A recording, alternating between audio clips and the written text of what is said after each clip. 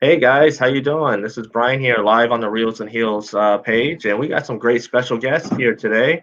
Right now, we're going to be joined by Adam Marcus, who's the writer director of Jason Goes to Hell, also the writer of, I believe it was the 2013 Texas Chainsaw Massacre. So let's go ahead and bring him on. Hey Adam, how you doing? Good, brother. How are you doing? All right, man. I've been wanting to talk to you for a long time because I'm a huge horror fan. My wife is actually eating breakfast right now, so she'll be joining us here in a few minutes. Sounds great. Um, Jason Goes to Hell is a very interesting film. It was, I mean, we've seen the whole body swapping thing, in different genres, but for a Friday the 13th film, it was kind of interesting to see if it would even work. Mhm. And what you pulled off was awesome. Thank you, brother. Thank you. And definitely love that 2013 Texas Chainsaw Massacre movie too. That Thanks, was man. a total different approach to that franchise. Thank you. Thanks, brother. So, I was doing a little digging about you, and hmm it was Sean Cunningham who brought you out to Hollywood. Well, kind of. Sean, I had grown up as Sean's son's Noel, his best friend. We were together all the time, and so since we were about 8 years old. And so I grew up in the Cunningham household and was there when they shot the first Friday, was there when Susan was editing the second Friday, and then worked on things like Spring Break. I worked as an apprentice editor for Susan during that time. I was 13 on that movie. Just, always kind of underfoot. And then during that time, I was doing a lot of theater work. That was sort of my area at that point. So I ran my own theater from the time I was 15, and Sean was actually very instrumental in the financing of the first show that we did with that company. I ended up doing about 80 shows all the way through college, where I went to film school at NYU. And my theater company actually helped to pay the way for a lot of that stuff that I did at NYU. So I won Best Picture at NYU, and was nominated for the Student Academy Award and a bunch of other things. And I got two job offers. One was to write for season 2 of Twin Peaks, and that came directly from David Lynch and Mark Frost. And then the second offer was from Sean Cunningham, who told me if I wanted to come to Los. Oh, hold on, we lost you, so I had to bring you back. There you are. You're back. Sorry, brother. I don't know what happened. So anyway, where was I? I'm sorry when you lost me. You were talking about your theater. Right. So I'd been running this theater company, and it was very profitable, and it actually helped to pay my way through NYU to film school. And I won Best Picture in film school. Got two job offers, one from David Lynch to work on season 2 of Twin Peaks, and the other offer was from Sean Cunningham to come to Hollywood, and if I would be his bitch for a year, quote unquote, he would give me my shot to direct a movie. So I flew to Los Angeles with $300 in my pocket, no driver's license, and that was it, man. I was off to the races. I set up a movie for him within the first 8 months of being in LA. I set up a movie for Sean, and with Disney, kind of a big movie, and I said, And okay. how old were you at this time? About I was 21 when I first 21. got out here. Yeah. And I was 22 when he hired me to write and direct Jason Goes to Hell. Oh, okay, yeah. And so that was something else that I did read, that you were the youngest to work on the Friday franchise. I was actually the youngest writer director ever hired by a major studio. Oh, okay. Well, there Yeah. you go. So you're in the records books for that. I am. Yeah. So with why we stay on that subject, with things like YouTube, where we're seeing a lot of younger people, Yeah. do you think the Hollywood system is going to start looking at these younger people that are coming up through the like YouTube and all that. I think here's the thing: the YouTube thing. Hollywood has tried to actually promote YouTubers.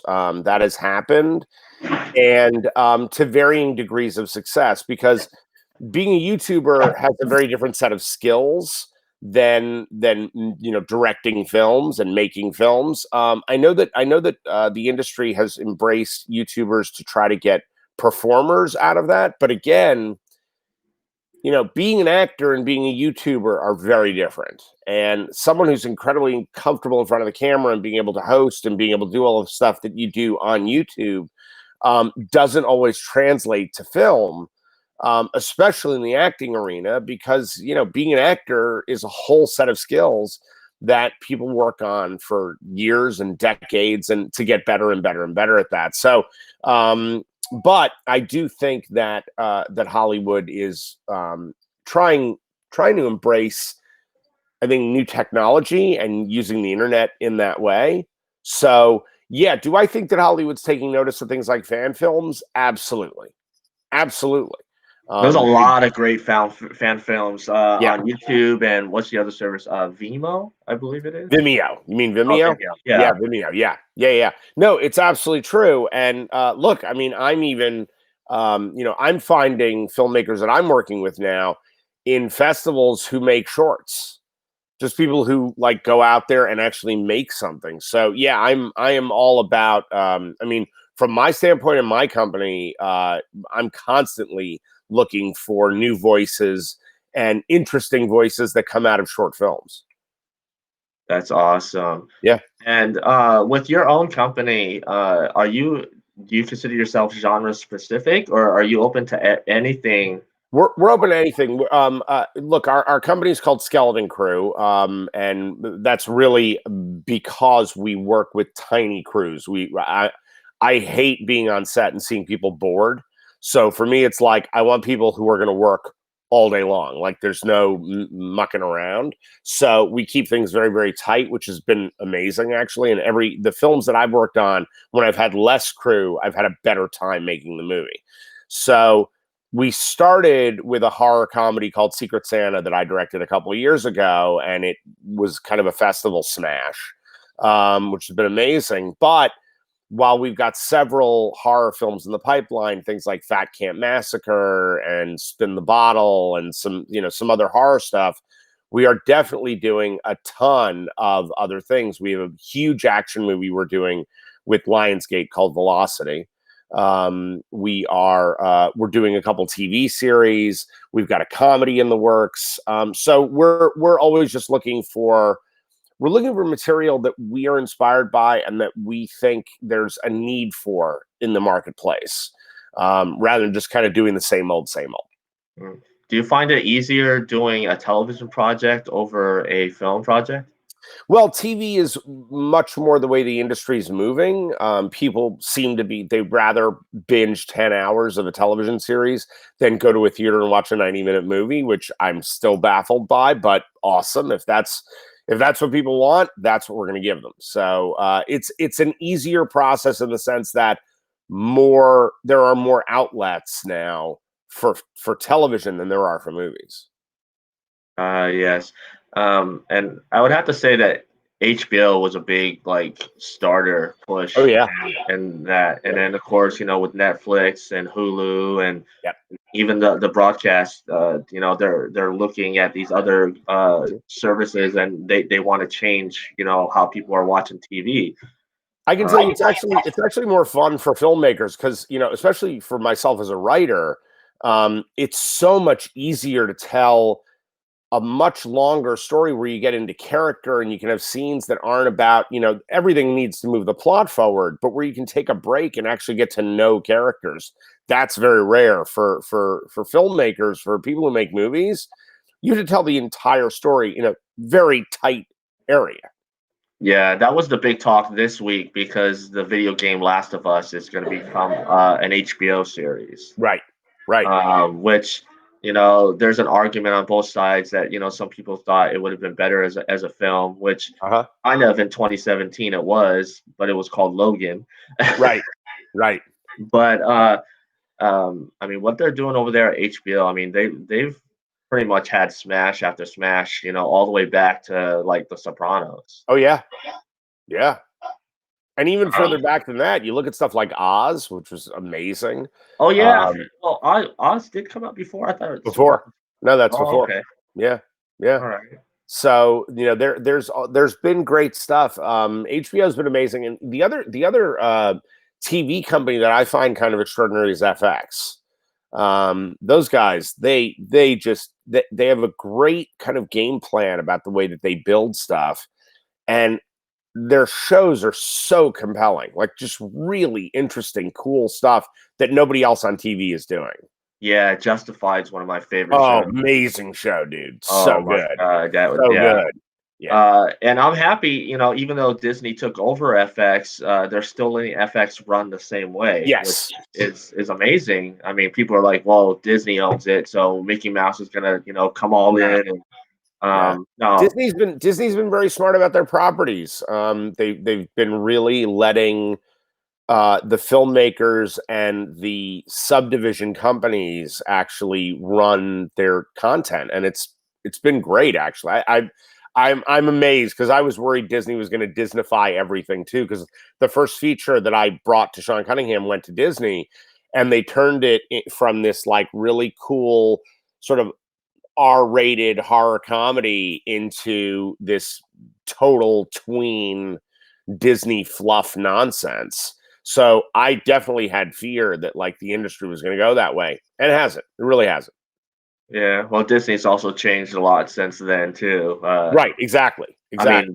can we just say Bob Iger? I mean, the Yeah. dude's genius. Yeah. It's true. It's true. But a Uh, big part of running something like that is actually letting people run with what they do. Is actually trusting the people you're spending all that money on. Trust them to actually bring something to the forefront. So that's that. You don't want to tell Marvel how to be Marvel. right. I mean, you got Kevin Feige running Yeah. things pretty smoothly over there at Yeah. Marvel. Yeah. Kathleen Kennedy at Lucasfilm. One of my favorite people to watch on YouTube is John Campia, Uh-huh. and he says, she's a great producer, but an executive she is not. Right. Right. Um, Interesting.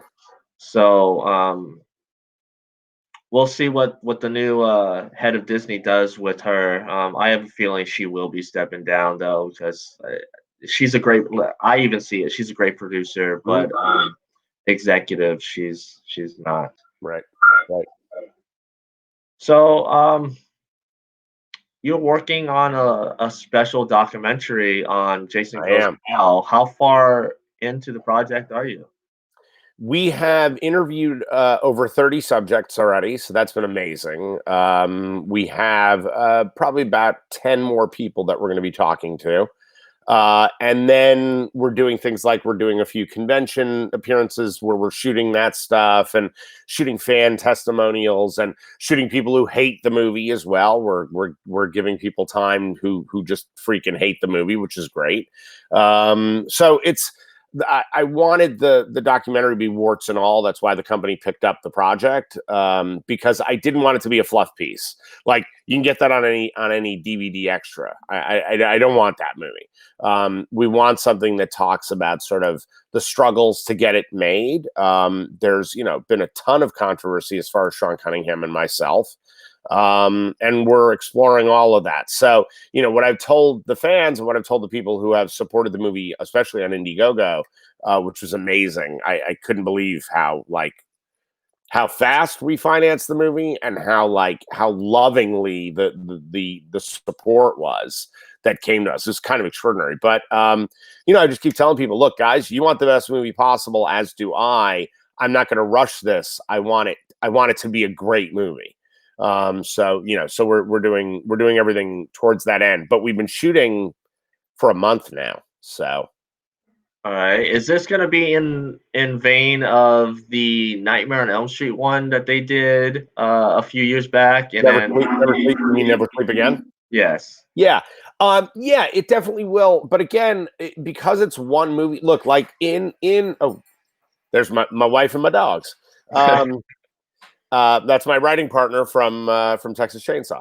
who's Nice. now completely behind me. Hey, sweetie.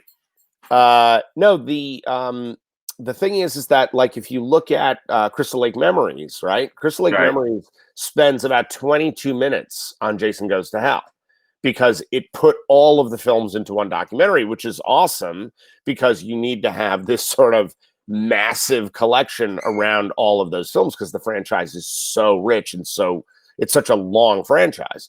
The problem is that everything gets truncated then.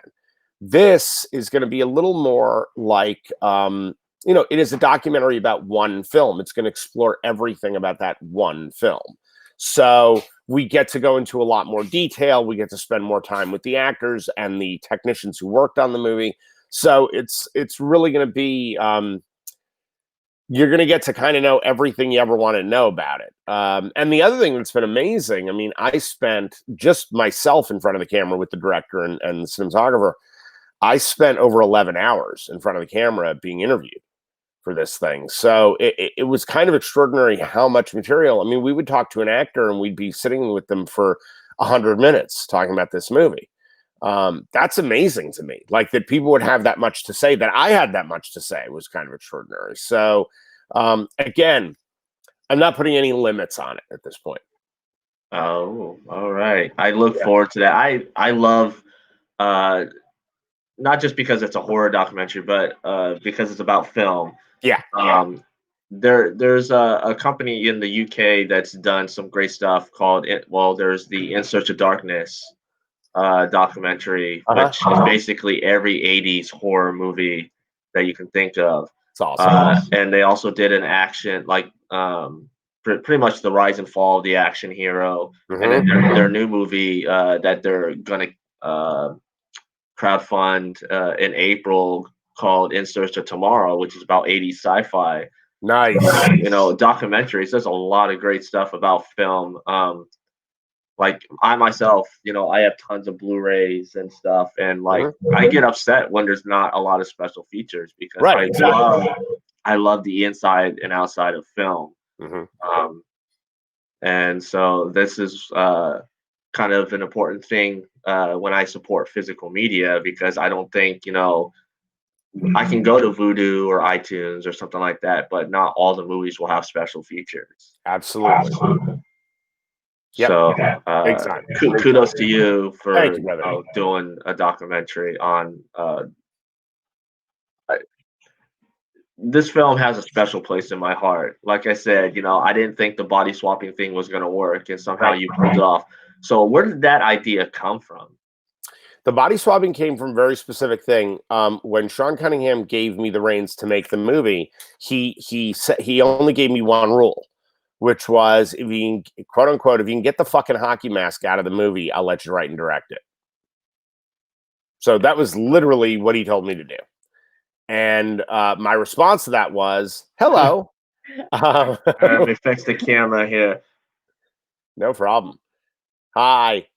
My response to that was great. Then I got to figure out a way to get the hockey mask out. So how do I make Jason something other than just the hockey mask? And that's where the idea started to formulate. Okay, great. Let's figure out how to keep Jason in the movie. And of course, I'm sneaky because I was like, well, I'm going to bring the hockey mask back, dude. Like that has to happen. Because I'm a huge Friday fan and I wanted my Jason back at the end. So it's like almost like a prize getting the mask back. But the body swapping thing came just from the fact that Sean wanted the hockey mask out of the movie. Oh. Did you think did you think it was gonna work though? Like when you first were like look, here's the thing. When you start to make a movie, when you start to write a movie in particular, everything is possible. Like you can't worry about, is this going to fail or is this going to succeed? I was just thinking about what's the story I have to tell to make this work, because I didn't have a choice. And I'm 22 years old being told by Sean Cunningham, you're going to make this movie if you can do this. So I was like, then I'm going to do that. And that's what I got to go do. so basically he was there with the whip and like, do this. Yep. So Yep. that kind of brings So me I did it. to another question Sure. involving filmmaking. Because as fans, we see a lot of complaints, especially with certain how certain things go. Mhm. I'll bring up like the DC movies. Sure. Fans, including myself, think that WB kind of overstepped, and that's kind of how Snyder, kind of fell out of the project. Do you feel that in the Hollywood system Yeah. that there's a lot of the studio heads pushing too much against the filmmaker? Um, no, here, look, here's the thing. The part of it that a lot of times the people who are outside of the business don't see about the business is it's a corporation. So it's not any different than a job that you go to, and you can be an executive of a company, but the company is still the entity that is spending the money. So in Hollywood terms, let's take Warner Brothers. So Warner Brothers is going to spend $200 million on a DC movie, right?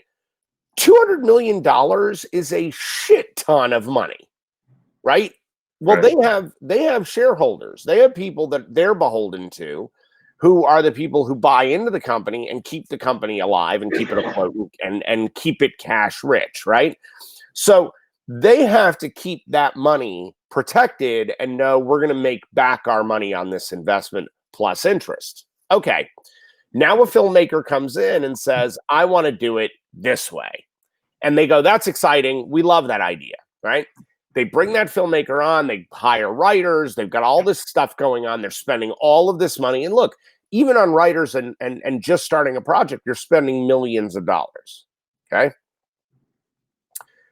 And then things are going in a way that make the studio very nervous. Now, again, studios are they want risk management.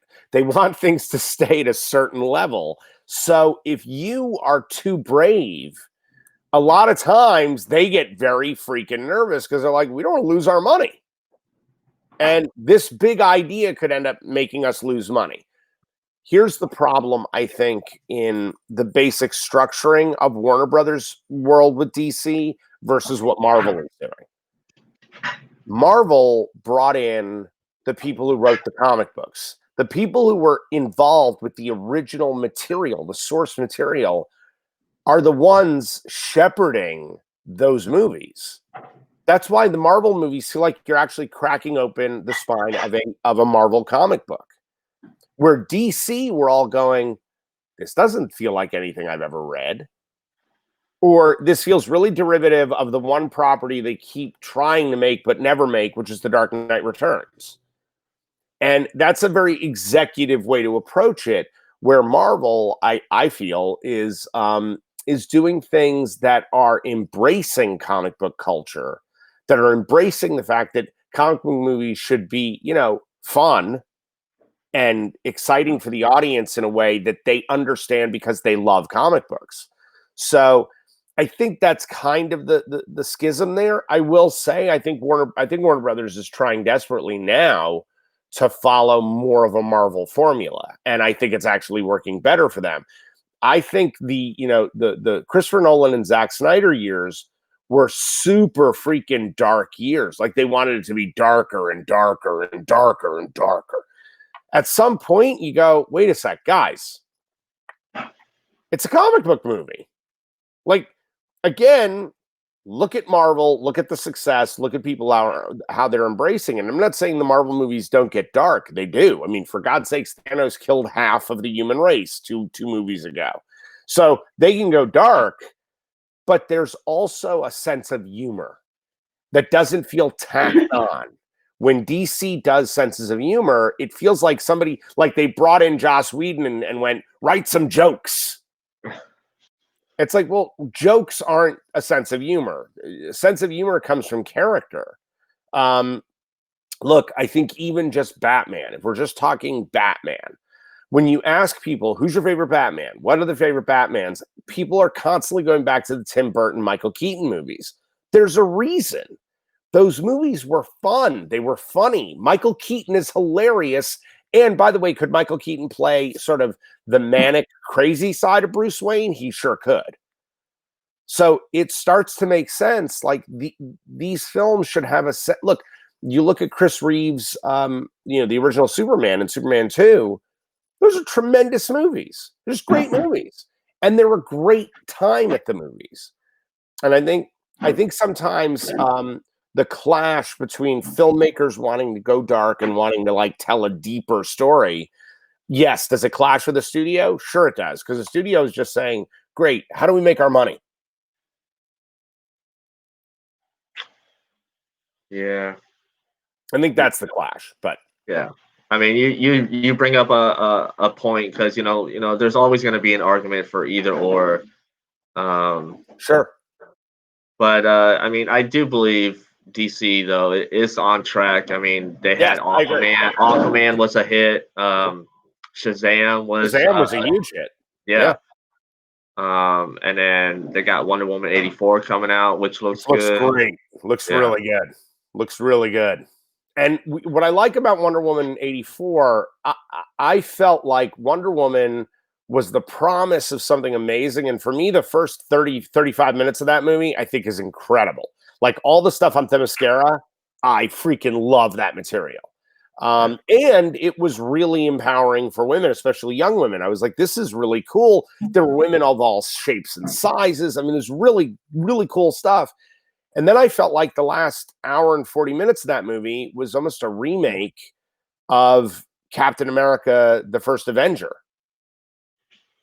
And I was like, where'd all the women go? Like, this was supposed to be a movie about women, and there are 3 women in this movie now. And a bunch of dudes. Like give us, I mean, the fight of Themyscira was so female-based, so cool and well done. And then I was like, great. And now we're just dropping into some other Marvel movie that has almost no women in it. Seemed very strange. So 1984 looks like it's going to be badass, and it looks like it's going to be its own movie, which is really exciting. Yeah, well, I mean, Patty Jenkins. That's all I really got to say. Amazing. She's amazing. And speaking of Patty Jenkins, it always brings me back to what if she actually did the Thor movie before leaving Thor? Right. Yeah. I mean, could you imagine a Patty Jenkins Thor movie? I'd love it. I'd love it. You know what I'd really love about it? Because this is one of those things that for filmmakers especially is annoying as hell. Like, why can't Patty Jenkins tell a movie about a guy? Like, why does it have to be about a woman? Like, Patty Jenkins is a director. She doesn't have to just direct women. She doesn't just have to make Wonder Woman. She can make Thor. She can make a movie about a dude. Why not? That's crazy. That's like saying, why can't men make movies about women? We should be able to. Like, filmmakers should tell stories they're inspired by. Yeah, well, I mean, I was gonna say, well, that's a whole different bag of worms there. The whole with being PC and all that. Yeah, but you know what? But, I mean, look, and again, I totally understand a culture that wants that. No, I'm wrong. I don't understand a culture that says only this person can tell this story. I think that's bullshit. And I have no problem going on record saying it's bullshit. I think a great filmmaker is a great filmmaker. Catherine Bigelow is one of the greatest action directors who's ever existed. She's a freaking genius. She's a badass. She's every step as good as James Cameron. She just is. And the Hurt Locker proved it. Yeah, dude. Point Break proves it. Point Break, yeah. I mean, that woman is, Near Dark, one of the best vampire movies I've ever seen. So, to say that only people who represent the hero of a movie should be able to direct that movie, that is insane. And it's limiting towards the art of filmmaking and what kind of stories people can tell. So, yeah, I have no problem going on record saying I think that's bullshit. I think women should be able to direct men's stories. Men should be able to direct women's stories. Black people should be able to tell stories about Asian culture or white culture. White directors should be able to do the same about Indian culture or or African culture, if it's something you love and you spend the time researching your work and you have a passion to tell that story, there are great stories told by all kinds of filmmakers the world over. And to put filmmaking in a box because of gender or color, or for God's sakes, that's insane. We'll never have any actual understanding between all of us if we're not allowed to tell stories that we're inspired by all of us. So yeah, I think Patty Jenkins should direct a Thor movie. You came in at a right time. I guess I did. No, I think I believe in that too, because Nicholas Sparks, which he writes an incredible female character. Right. So, I mean, think about if we do our due diligence and pay attention to anything, then we've done the research and we're interested in it, and we feel that we can tell a story that's worth our time. Then why aren't we? Yeah. I mean, I don't think women should just be harnessing stories about women. I think we should be telling stories about life, because we aren't just women living in a woman's world. We're women living in the world. And we're always coming into contact with men and various cultures and all these places. So why aren't we telling the stories? Totally agree. I mean, I think maybe we just do a better job sometimes about certain things. Maybe the empowerment. I mean, I truly think that Black Panther, because the cast was the way it was, definitely helped to catapult that movie. Without a doubt. And I think that sometimes, like even like Jordan Peele, I think he's telling it from a certain perspective. Absolutely. Which I don't think negates the fact that someone else could tell a good story, but they would tell a different story. Pigeonhole everybody into whatever you think that they can do, and then nobody's telling a good story. Well, and here's the thing: we're pigeonholing them into what we think they can do because of their gender or their race, which is racist. That in and of itself is racist. So I go, well, wait a sec. Again, my Catherine Bigelow argument. I mean, this is a woman that I have, respected my entire career, who I adore. I love every movie she makes. I rush to see whatever she's working on because her voice is extraordinary. And I don't care whether she's talking about a woman or a man, whether that person's Black or white or whatever. I just want to hear what her point of view is. Much like you were saying about Nicholas Sparks. My wife and I are writing partners. We have been my whole career.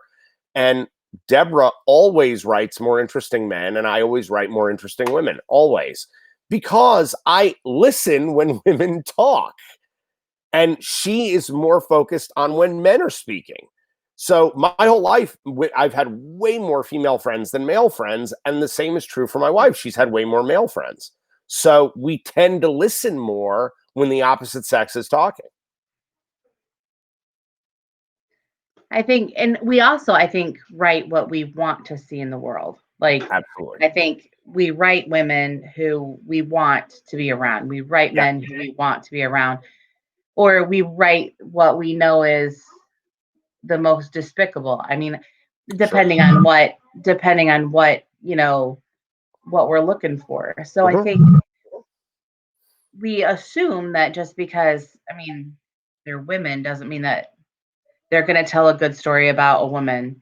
Absolutely. I mean, we can easily get lost in the world of being a woman in a man's world, or what, you get lost in whatever situation you want to talk about. But I do appreciate the empowerment of all women in all sizes and all. Yes. Damn Skippy.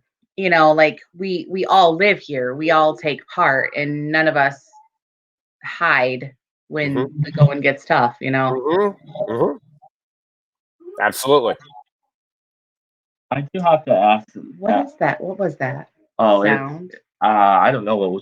Something was playing music. I think they were playing something on your phone.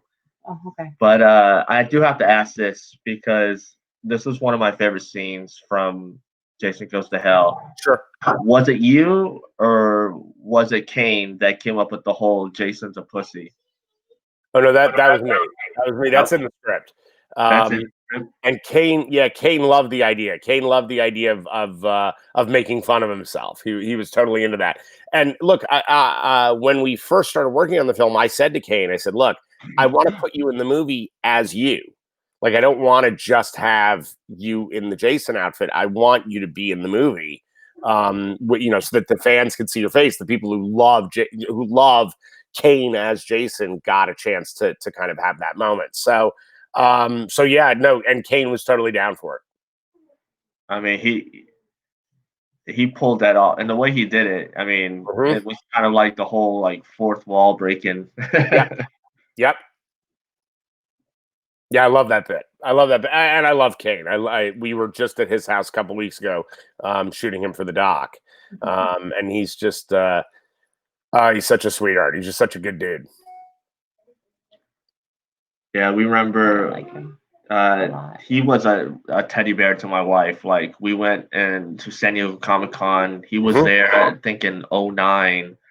And like, I went up to him and I was like, "Hey, I'm a big fan." And my wife was kind of like, she didn't know, and he was just like, come here," and he gave her a hug and all that. And that's Kane. Really, I mean, it was really. I'd had bad experiences meeting people.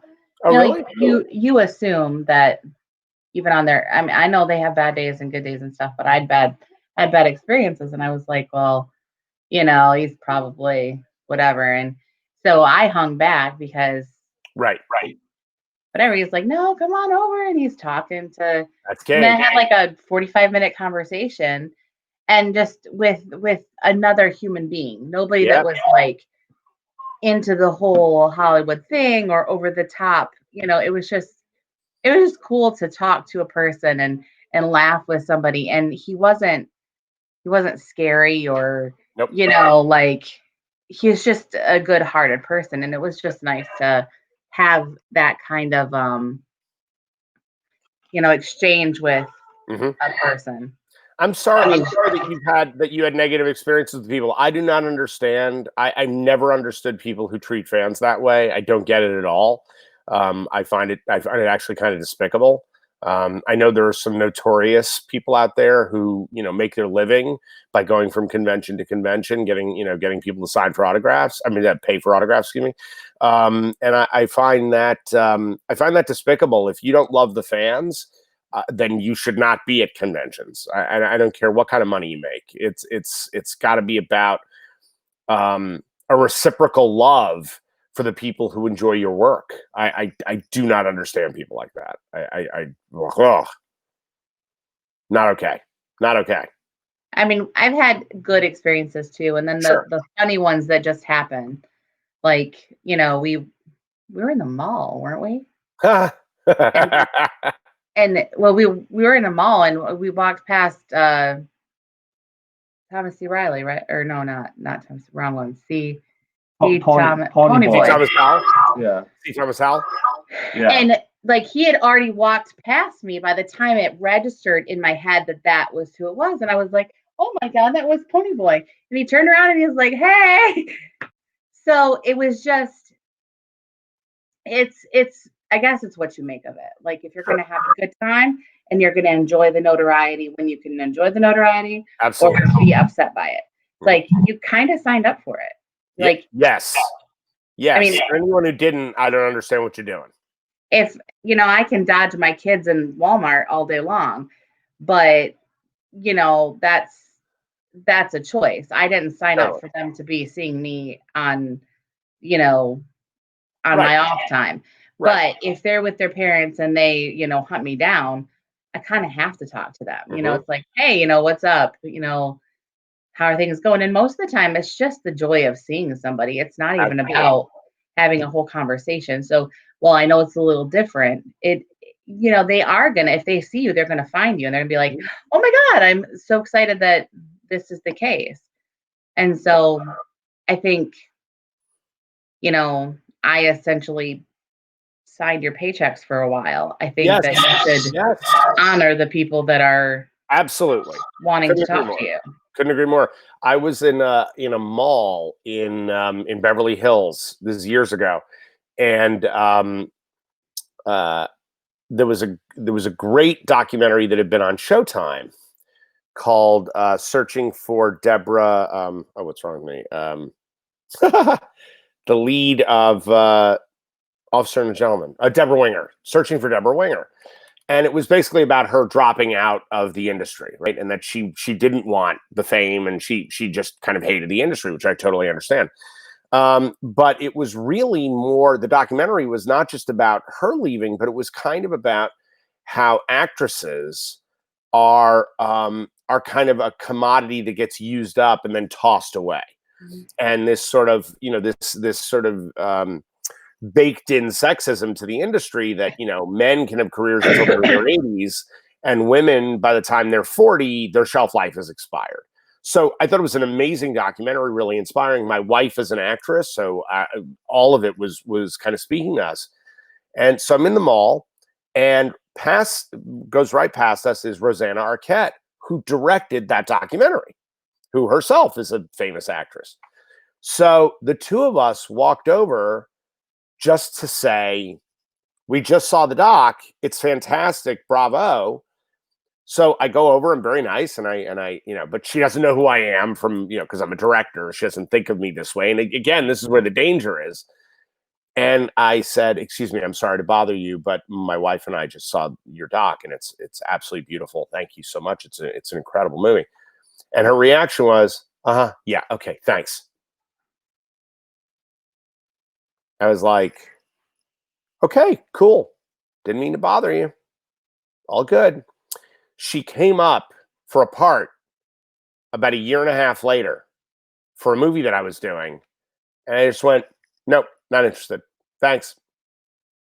I don't even want her to come in for a reading. Nope. She's not a nice person. I approached her to compliment her. I was saying that she did a beautiful piece of work, and she blew me off. And that's an amazing thing when, if you don't know who you're pissing off at that moment, like you said, I could be the person signing your checks, but you don't know that. And so yeah, there are times when these actors can really screw themselves out of their next job, just by not being kind. She could have just said, "Oh, thank you so much. That's very sweet." And that would have been the end of the conversation. I've just been like, "Have a great day. See ya." But And instead, I understand they're humans too. I mean, yeah, I get it. I get it. But at the same time, your job when you're in that situation is to be cordial. Yep. Like, do Just I be want my nice. kids chasing me around Walmart? No, I don't. But No. as a teacher, my job is to still, if they see me, to acknowledge their presence. Absolutely. Hey, what's up? Because most of the time they're not going to hang around. It's not like they're going to do their shopping with me. No. I mean, they're just trying to connect. And again, I follow the Johnny Carson rule of thumb on this. It takes just as long to be nice as it does to be a dick. Mm-hmm. And being nice lasts a whole lot longer. It sure does. Well, and depending on that, because somebody, if you're nice to them, they'll tell maybe one person. But if you're a dick, they're going to turn into everybody. 15. They'll be like, "Oh, this person is so horrible." And so when we meet people occasionally, I'm like, "Oh, they're so nice." Well, that's not the experience we had. And I said, "Okay, but here's the thing. What kind of experience was it? And what had they been going through, to that whole time?" Absolutely. Like, I mean, we went to a book signing, 1997, when Bret Hart wrote his book right after Owen died. Okay, his life is pretty much a shambles, and it kind of sucks. Sure. I can get behind that, but when you're a dick to every person in line that's waiting for your autograph twice around the store, like, we bought your book. You benefited from that. And your job was to acknowledge and to be kind, connect with the fans that were there. Here's the thing. An author or a director or a movie star or all these people, they're probably not going to remember every single person they meet, but every single person they meet is going to remember them. Yeah. So what memory do you want in their heads? You know, I made a movie years ago with Val Kilmer, who is the single worst human being I've ever known. And I can tell you that every person on that project was psyched to work with him and then regretted every second of it when they left. So 150 people worked on that movie. 150 people walked away saying, that guy's a monster. And by the way, Val can't get hired anymore. That's the lasting effect. Like, just be decent. Just be, look, you know, the thing I teach my actors, because I've been teaching since I was 15 years old. And I still run a studio in Los Angeles by Sony. And the thing I teach them is, you know, it's not how you make people feel about you. It's how you make people feel about themselves. Mm-hmm. If you can make someone feel good about themselves, even for just a moment, they will love you for the rest of their lives. If you make them feel like shit for 2 seconds, you're done. You're done. Yeah. And they will not turn on your television program. They will not go to the movie theater to see your movie. They will not care. Mm-hmm. So I agree with you. I love the idea that, like, you know, someone might have a good experience and only tell a couple of their close friends, but if they have a bad experience, they tell everybody. It's awesome. They'll tell the whole world. It's awesome. And the funny thing is we've had experiences where, you know, we were surprised by just the situation. Like San Diego Comic-Con, Brian was walking the floor and walked past Bruce Campbell, turned around and said, man, I just want to shake your hand of a living legend. And this dude was so grateful, just walking on the floor. Yep. So, I mean, and I don't know how you missed that chin. I don't know how you missed that guy. Right. Walking, you know, just like an average Joe down, you know, around the floor. Yeah. And he's laughing and joking around 5 minutes with Brian. But he's a sweetheart. Bruce is a great guy, though. Bruce is a great guy. But I think that comes from, like, you know, really caring about what you're doing. You bet. I had a great experience with Dean Cain, and I told him, I said, I don't have anything intelligent to say right now because the 15-year-old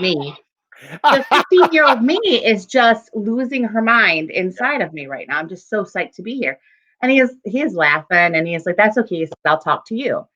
And so 15 minutes behind his table, he talked to me about my boys, about being a parent, about having just a good time at the convention, enjoying, you know, meeting people that he hadn't seen in years because he'd been doing other little things. And I'm like, that means something to people.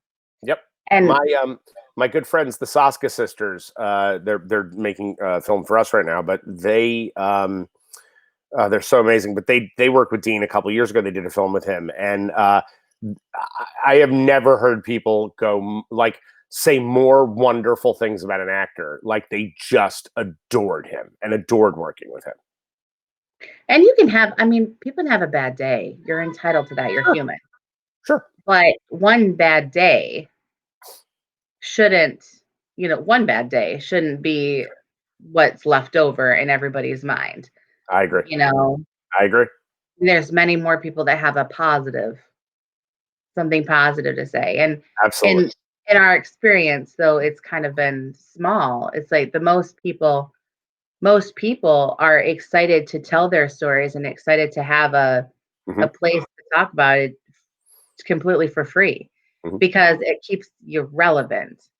Like, these people don't come to conventions to make tons of money. I mean, you know, sometimes they make money, sometimes they don't, but they come to conventions to stay relevant. Yep. They come to conventions because people still care about their character. And so when you end up with, you know, a bad attitude about it, then you shared it with everybody now. Now it's, sorry, you know, we don't really want you to come. Yep, I agree. So is there a passion project or an actor or actress that you would love to work with? Wow.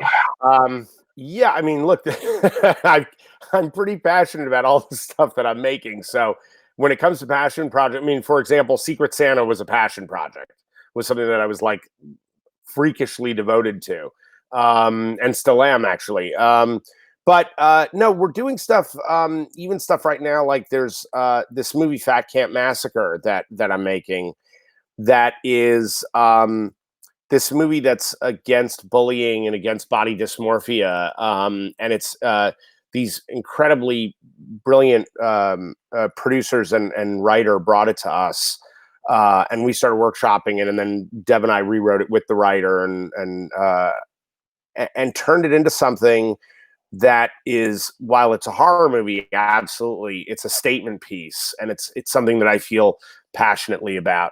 But gosh, when it comes to actors, I mean, look, you know, I have my personal favorites. Like Kurt Russell is one of my favorite guys on planet Earth. I mean, I think he's a brilliant actor, but I also just think he's just he's sort of the essence of cool. It's the blue eyes, right? Yeah, and just that he's just the dude. You know, the guy is like amazing. So, you know, that's definitely an actor that I adore, that I would love to work with during my career. Look, I've been very fortunate to work with like amazing people, Val Kilmer aside. I've had an opportunity to work with some incredible folks. It's funny, I always get upset when an actor passes away, and then I go, shoot, like I so wanted to work with that guy.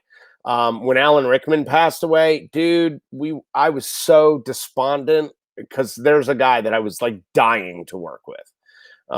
So yeah, I'm one of those directors that like I kind of want to work with everybody. Like I'm so madly in love with actors to begin with. I think they're so brilliant, and I think that they are, you know, if a director is a painter, the actors are the paint that you paint with. And I kind of love the process of it. I love the integrity of acting. And so yeah, so I'm just sort of a huge actor nerd. I was gonna ask, you know, what kind of director do you consider yourself with your actors? Are you very hands-on, or do you kind of give your actors a little wiggle room? I mean, It's actually kind of a little of both. I'm for me, look, Jason Goes to Hell, by the way, going back to that, was the first Friday 13th movie ever to have a rehearsal schedule. I rehearsed for weeks with my actors, and there had never been a Friday 13th movie that had even a day of rehearsal. So I had told my cast, I said, look, there's no money for rehearsals, but I will give my time if you want to be there. And it was amazing how many actors were like, yeah, let's do this. And so we workshop scenes, and we played with the characters. And once we got to set, that was an incredibly important thing that we had created prior to it, because it felt like a community. Everybody was already friends, and people already kind of understood their character work. So then I didn't have to spend that time on set when I'm dealing with effects and stunts and all that other stuff, and a 100-person crew. I'm letting the actors then breathe inside those characters. So it's a little of both. Like I'm very hands-on, and then I'm hands-on enough that then I can just let you go and do your thing. But I'm definitely an actor director. It's like putting in the work to front load the work so that it kind of happens in a way. It breathes life into what's going to happen after that. Absolutely. Absolutely. You can never have too long a pre-production. Pre-production is the most important part of the whole movie. Those are the kind of directors I like. Awesome.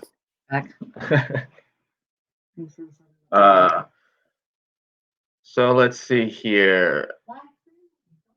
On your Mount Rushmore of directors, who do you have? That's a pretty big Mount Rushmore. I would say the people I'm most influenced by, definitely Spielberg. That's definitely somebody who has influenced me my whole career. Brian De Palma was very important, especially at the beginning of my career. He was actually I know Brian, and he was very helpful. William Friedkin is one of my tops. I think The Exorcist is still the best horror movie ever made. John Carpenter, without a doubt. Like he is the dude. But then there's a ton of people like Alan Parker. I'm a huge Alan Parker fan, and most people don't even know who Alan Parker is anymore. And absolutely Catherine Bigelow. Catherine Bigelow, for me, I went to see Near Dark, and it completely changed my life. It changed the way I saw movies. It changed the way I looked at the world, in fact. And that's simply because of her lens. So, yeah, no, and you know what? And by the way, Spike Lee was enormously powerful when I was in college. Like that was something really eye-opening for me. So yeah, I got a big Mount Rushmore. I'm inspired and influenced by a lot of amazing people. And look, I grew up not only with Sean Cunningham, but Sean's partner was Wes Craven. So I got to call Wes Craven Uncle Wes. And he is. You can't imagine the incredible thing. He's much like George Romero and Stephen King in this way, and even Clive Barker. These guys with these imaginations that are so filled with these nightmares, with these horrors, right? Yet they're the most soft-spoken, sweet people. There's just a kindness. Wes actually was studying to be a priest when he was a younger guy. And when you consider like a guy who has this very quiet, calm, sweet nature, Freddy Krueger jumped out of that head. That's amazing. So yeah, Wes, I miss Wes very much. Why did you have to bring him up? No, I'm just kidding. Yeah. I know. And please, George Romero. And then Deb and I got to work with Toby when we did Texas Chainsaw. And we lost him too just recently. Too many of the amazing greats are gone. Yeah, I'm afraid to continue 2020. Let's hope we don't lose anybody else. Let's hope we don't lose any more genre greats. That's for sure. I mean, the biggest we've lost this year was Kirk Douglas, but he lived a long life. Right. Like I when someone passes 90, I never feel bad at their passing. I'm like, okay, they're gone, but you know what? You lived an incredible life. Like to get to that age, there's no sadness. It's we'll miss you, but you did it. Like you hit the goal line, man. Like you hit 100 years old. Can you imagine? And he was a vital 100. Yeah, he wasn't sitting around and right in a rocking chair. No, I mean, he was the man until the day he died. He was the man. My wife just lost her grandmother, and she was 104. It's amazing. Most of us don't even know how to fathom that, though, because, like, my grandparents died in their 70s, and, I've lost a father, and I'm sorry. So you think it's sad. Because you think of the body of work that's still missing, but when somebody is 90, right? Like what body of work? They've done it all. They've done it all. They've done it all. They've accomplished everything. He had done it all. Yeah, it's an incredible life. What a life. But like Alan Rickman, I think that was something that would hurt because it didn't seem like it was long enough. He was a young man. He was just didn't. So vital. And there was so much left. What's crazy? What was it like?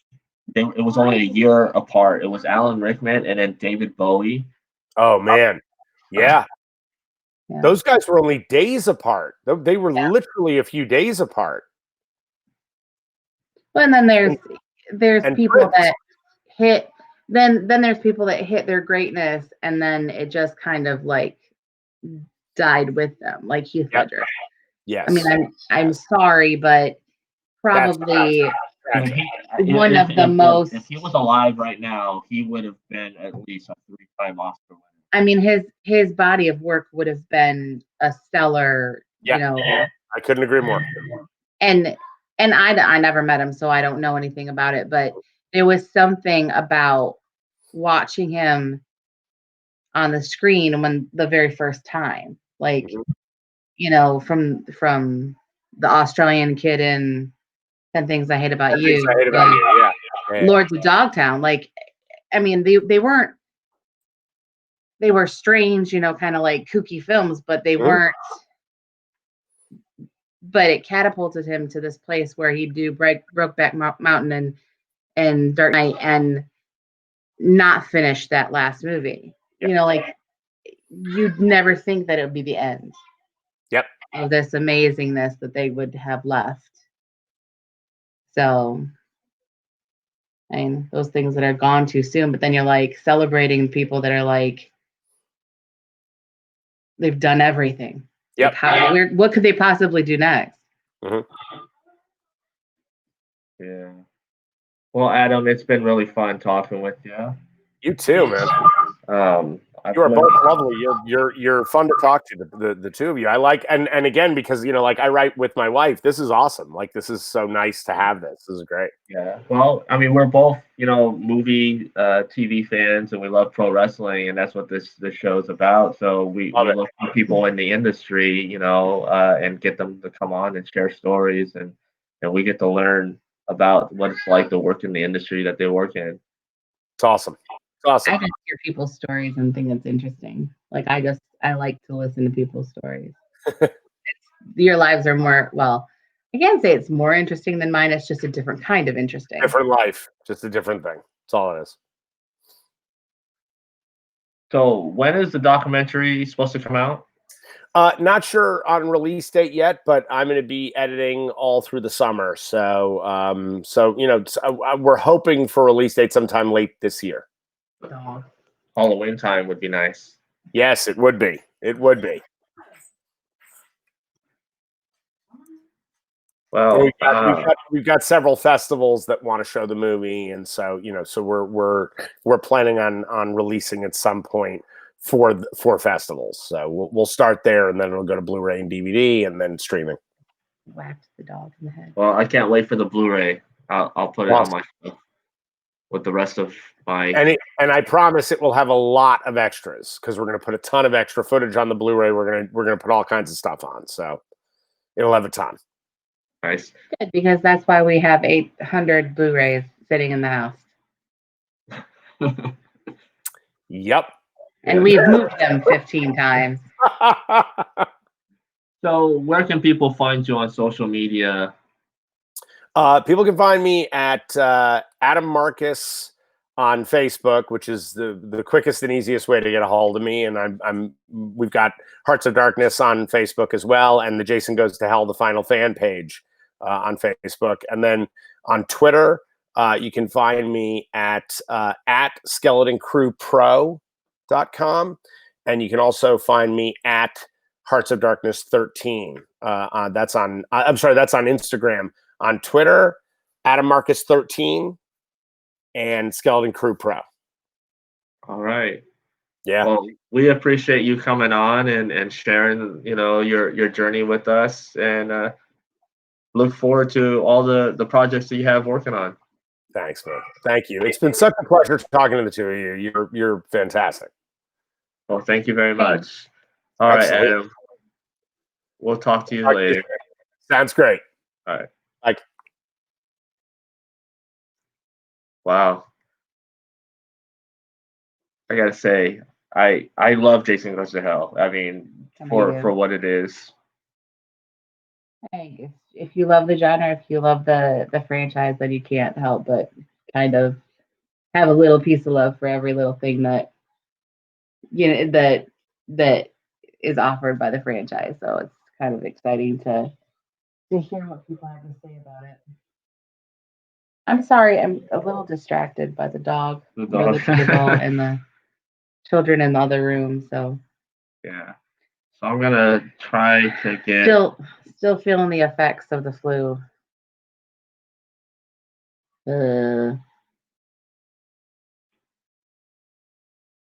His internet is wonky. He was popping in and popping out and disappearing and then coming back, and body internet. Yeah, he says in his building Internet's being weird. I have to write a paper, so and do a discussion post. Discussion post. The life of a teacher. Life of a teacher. So what you think of Adam Marcus though? It's definitely interesting to listen. Like I was listening the whole time that I wasn't sitting in front of the camera, but it's just interesting to listen to people talk about experiences that they've had, like within the business. I think we're lucky to live in a time where we have access to people and over, social media and platforms like this where you can stream and discuss and talk. So that's definitely a interesting positive side to the world of social media and constant bombardment of information. Oh yeah. That didn't sound positive, but sorry. It's funny because we never had that when we were kids. We could go places and meet people and do things like that, but we didn't have this forum to do that. So let's see here. I have Joel. That's crazy. It's like everybody's popping in. Hey Joel, how you doing? Hey, how you two doing? All right.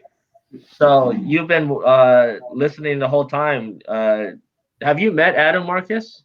No, but absolutely a big fan. I left a comment about my nephew Darren and I went to see Friday the 13th Part 9, Jason Goes to Hell. And through the whole movie, and we were in a packed movie theater in Fort Pierce. And the whole time the movie was going on, you never see the mask, just like he was saying. And I kept going, oh, where's the mask? And my nephew sitting next to me would go, shut up. And I go, you shut up. I'm getting aggravated. I want to see the mask. And people in the theater were going, hey, man, can you shut up? And I go, no, you shut up. You're not even a true Jason fan. And the movie would go on, and my head would go back and hit the seat. And I go, oh, where's the mask? And finally, after everybody yelling at me and my nephew telling me, you're embarrassing me, shut up. Finally, Jason crashed up through those floorboards with the mask on. And I went, yes, it's about effing time. And everybody was like, shut up. So now we're joined by the king of the B movies. So Joel, where did everything start for you with the love of film and all that? I guess it goes back all the way back to when I was a kid, I was always running around like Batman. I was a big Batman fan, and I had a towel around my neck. My mom tells me, which I don't remember. And then my neighbor actually made me a Batman cape. So I was always playing Batman as a kid. And then I grew up watching superheroes. And then later in life, my dad introduced me to Star Trek. And then I think we moved to Lake Elmo, Florida. And I think I was still watching this, the same stuff on television. And then when we moved not Lake Elmo. Lake Elmo's Minnesota. When we moved to Lake Park, Florida, from Lake Elmo, Minnesota. And in Lake Elmo, I was always a big fan. In fact, these guys were truck drivers. I remember 2 truck drivers, and they were moving furniture at my neighbor's house. And they handed out a Famous Monsters magazine out to me when I was a kid. This is like in 1968. And he goes, here, kid, this will give you nightmares and keep you up at night. And I thought, oh, this is the coolest thing I've ever got. I'm like 8 or 10 years old or whatever. And I had this Famous Monsters, and I got to look through it, and I saw all this stuff, and I was like, man, this is cool. So then we moved to Lake Park, Florida. So that was my interest with Horror Incorporated. When it was on television, I was always watching Dracula and the Wolfman, the Mummy, and Godzilla and all those. Then we moved to Lake Park. And then when I was reading in one of those magazines again, Famous Monsters, where King Kong was done on, was just that 13-inch armature that he had to move, little by little to make the whole King Kong movie. And I thought that was cool.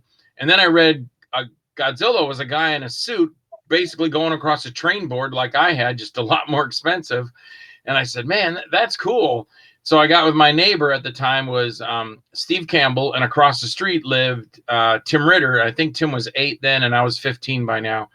And Steve Campbell and my dad saw that I had an interest in making movies, and he said, look, son, I'll buy you a camera if you'd like. And I said, yeah. And then he goes, then you can pursue your, you know, making movies and stuff at 15 years old. So I went up and he bought me a Super 8 camera, and it came with a little train tripod that you could screw into the bottom, and you step on the bottom of the chain that kept it straight. That was your tripod. And my neighbor and I were always watching The $6 Million Man was on television then. And he said, oh, we should make one called The $8 Million Boy. And then I was like, yeah, and we'll make it turn invisible and you can teleport, or yours. And then we'll have my nephew play the Bionic Boy. So we made the $8 Million Boy meets the Invisible Transport Boy. Invisible Transport Boy was my neighbor Steve Campbell. And Mark Heidebrick, my nephew, was the $8 Million Boy. And as we were shooting this epic thing on Super 8 film, which is only 4 minutes long, so I had all these reels of footage to put together where you don't edit like you edit now, you spliced. So you had to pull the splicing tape off and you had to put it over the film. You had to lock the two films together and put the splicing tape on it. Then you had to tip it over and put the splicing tape on the other side. Then you had to reel it through your editor.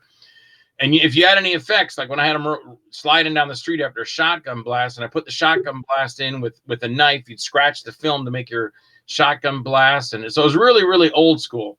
People now, they put on their computers or their phones and they go boop, boop, boop, boop, add this effect, and they're done like in the 72 seconds. And it took me forever to put it together on film. One day I had all these reels of film laid out on my floor that I was going through. And my friend came over that was also in the movie, and he grabbed all the film, and it's Super 8 film. And he just went, woo, woo, woo, and he threw it up in the air. And I go, what are you doing? And all that film went up into the air, tangled. And I remember getting so pissed at him. I go, get out of my house now, get out.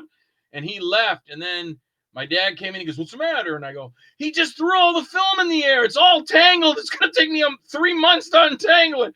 Because you couldn't pull it apart, the film would just tear in your hand. So you had to meticulously take one little part and unroll it, then go to the next and unroll it, and then go to the next and unroll it. And you got 500 feet of film all over your floor. So that's how I started, with just doing the Super 8 stuff. And then I said, we shot something before that called Gulanium. It was about dinosaurs.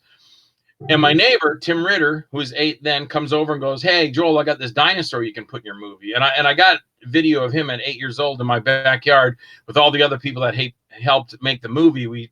I shot like a little, 30 seconds of everybody that helped at the end of the Super 8 movie. So he brought that over. And then when we did the Bionic Boy, I said I need a bad guy in this. So I had Tim and his dad in it. And then we, if you can say graduated, then I wanted to do a short Super 8 movie with my nephew Terry. And I his mom made him a Robin suit, and I made a little Robin short. And Tim was the bad guy in that. That was the neighbor thief or something. And Terry had to tackle him to the ground and use his bat handcuffs on him. And so I was doing all these Super 8 things. And then, you flash forward to like the 80s, 80 or 79 after grad, and then in school it was in Miss Harper's filmmaking class. And I was kind of the guy that, until I stood up for myself. I remember one guy, I always get pushed around and stuff in school. And I remember there was one guy at North Tech Institute when I was taking commercial art, and he was taking drafting. And he put me in a headlock, and I never really confronted anybody, would fight anybody, or I would always get pushed around and not do anything about it. And somebody else said, are you going to take his head and stick it in the toilet, Peter? And this guy's choking me, and I go, okay, sometime you got to stand up for yourself. This is the day. And I went back with my elbow so hard, it almost knocked him out. And he went back, and he's like, oh, that's cool, man. That's cool. And I thought, wow, all this time I could have just been punching people out and everything would be fine. Why didn't I do that before? Punch people out and you'll feel good. So after that, I said, okay, that's what you got. You got to stand up for yourself. So I would go all through, commercial art and everything. And then I transferred. And when I moved to Tampa, well, before I got to Tampa, I was still doing Super 8 movies. And then I think I got a hold of my boss's video camera. And then now it's like years later, and I was going to shoot some stuff with these guys where I worked at FEC News, which is a magazine publishing company. And then my nephew Terry called me, the same Terry that was Robin, and he goes, "Hey, Joel, there's this guy in my high school," and I see it's like 10 years later. He goes, his name's Tim Ritter. He made a movie called Day of the Reaper. Is that your friend that you used to babysit? And I go, "Oh, I don't know. Cool. Let me call the number." So I called that, got a hold of his mom, completely forgot that time had traveled by. And I go, "Is he allowed up this late?" And she's like, "Joel, he's 17 years old. He's out on a date. He'll be home later." And I'm like, "Oh, yeah, I forgot that this is 10 years later since he was a kid." So he called me up that night. We got together. We shot a little video, which I wish one of us still had it, because it was him playing a Dirty Harry character, and I was the bad guy. And I remember grabbing the girl next door and putting her like in a headlock, and Tim holds the gun up and shoots me. And I don't know what happened to it, but that'd be fun to see that again, because I was like in my 20s then. And then I had moved away to Pensacola. Oh, no, we shot Twisted Illusions together. Tim and I did. We had an idea of 6 stories. I had 3, Tim had 3, and then Tim had a wraparound. And he put him and I in the wraparound, and we made that. And we sent that to Peerless Films in Chicago. And the guy liked it. And they put up about $1 million to do Truth or Dare. And I was actually away in Pensacola then. And Tim called me. He goes, "Hey, man." He goes, "Finally, this paid off." He'd been going back and forth and flying to Chicago. And the guy, they settled on the movie. They signed a contract, and Tim said, get back to Jupiter or the West Palm area, because I was in Pensacola. He goes, "Because you need to sign the documents for the president of Twisted Illusions." Well, I didn't get there, so his dad signed it, but I got there a few days later. And then we the whole Truth or Dare took off. We had Yale Wilson, who's with Death Wish, and Jeffrey Miller, which is executive producer, and Bob Shelley from Ghostbusters and Heavenly Kid and all these big movies, the big explosions and effects. So then we did Truth or Dare, and that's what I ended up. Not only was I acting in Truth or Dare, and I was doing the stunt work in Truth or Dare, and I was a production assistant. I was also the property master. I helped build the shed with Tim Ritter's dad and his sister Wendy, and I actually built the whole thing, and I built grass up around the outside. You know, we painted it, had a door on it. They moved, the college gave us a tractor to pull in next to it. And I decorated the whole outside. And the assistant director came to me, and he was like, "This is really good. You're going to be, from now on, you're my property master." And I was like, "Cool." And of course, my friend Tim was directing the movie. He liked it.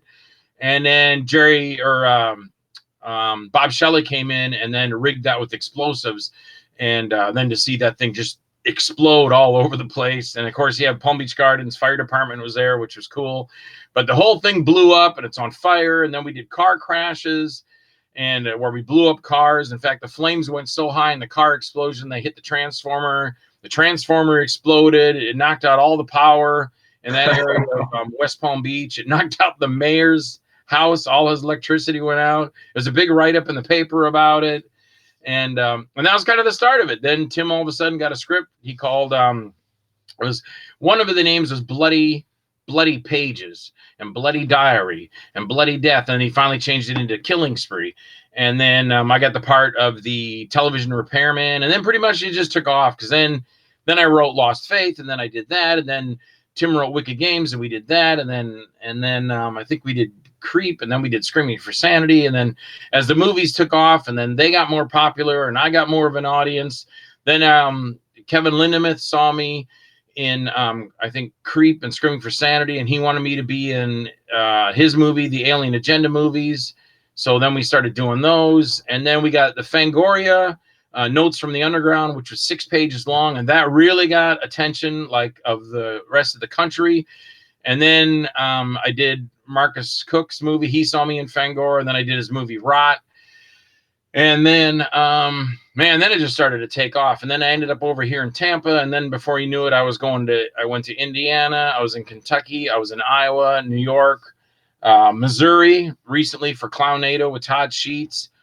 And then it just, the whole thing opened up, and still going strong now. Still, I got to hustle for everything I get. It's not like, one time I was wearing my Truth or Dare jacket when I was working at Crystal Water, and I was at a stop in Okeechobee, and the guy goes, "Why do you get Truth or Dare on? You're the Crystal Water boy." And I go, "Oh, Truth or Dare is the movie I made." "Then why are you working for Crystal Water?" Everybody thinks you did a movie, you're Tom Cruise, and it's not it at all. You work so hard at these things, you barely make any money, you barely break even, you try and make what you can. But even when you make a lot, you're still like, okay, that's good. I got $7,000 laying in front of me. That's great. That's gone in like 3 months. And then you're like, oh man, I got to try and find another job.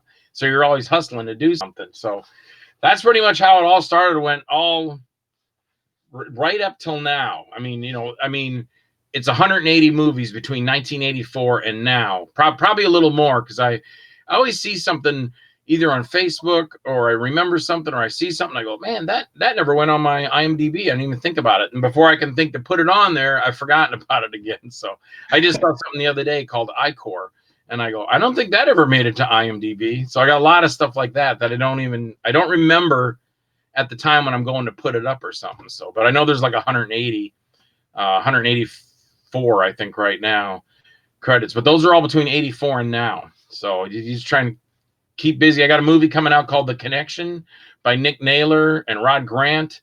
It's supposed to come out. It was supposed to come out in January of 2020, and then I heard from the producer in February that it was going to probably come out in March sometime. So I'm hoping that still comes out sometime in March. So waiting to see if that happens. And I've known you for years at Sci-Fi Barto. Yes. So for our listeners that might not be familiar, can you break down like what it is to be considered like a B movie?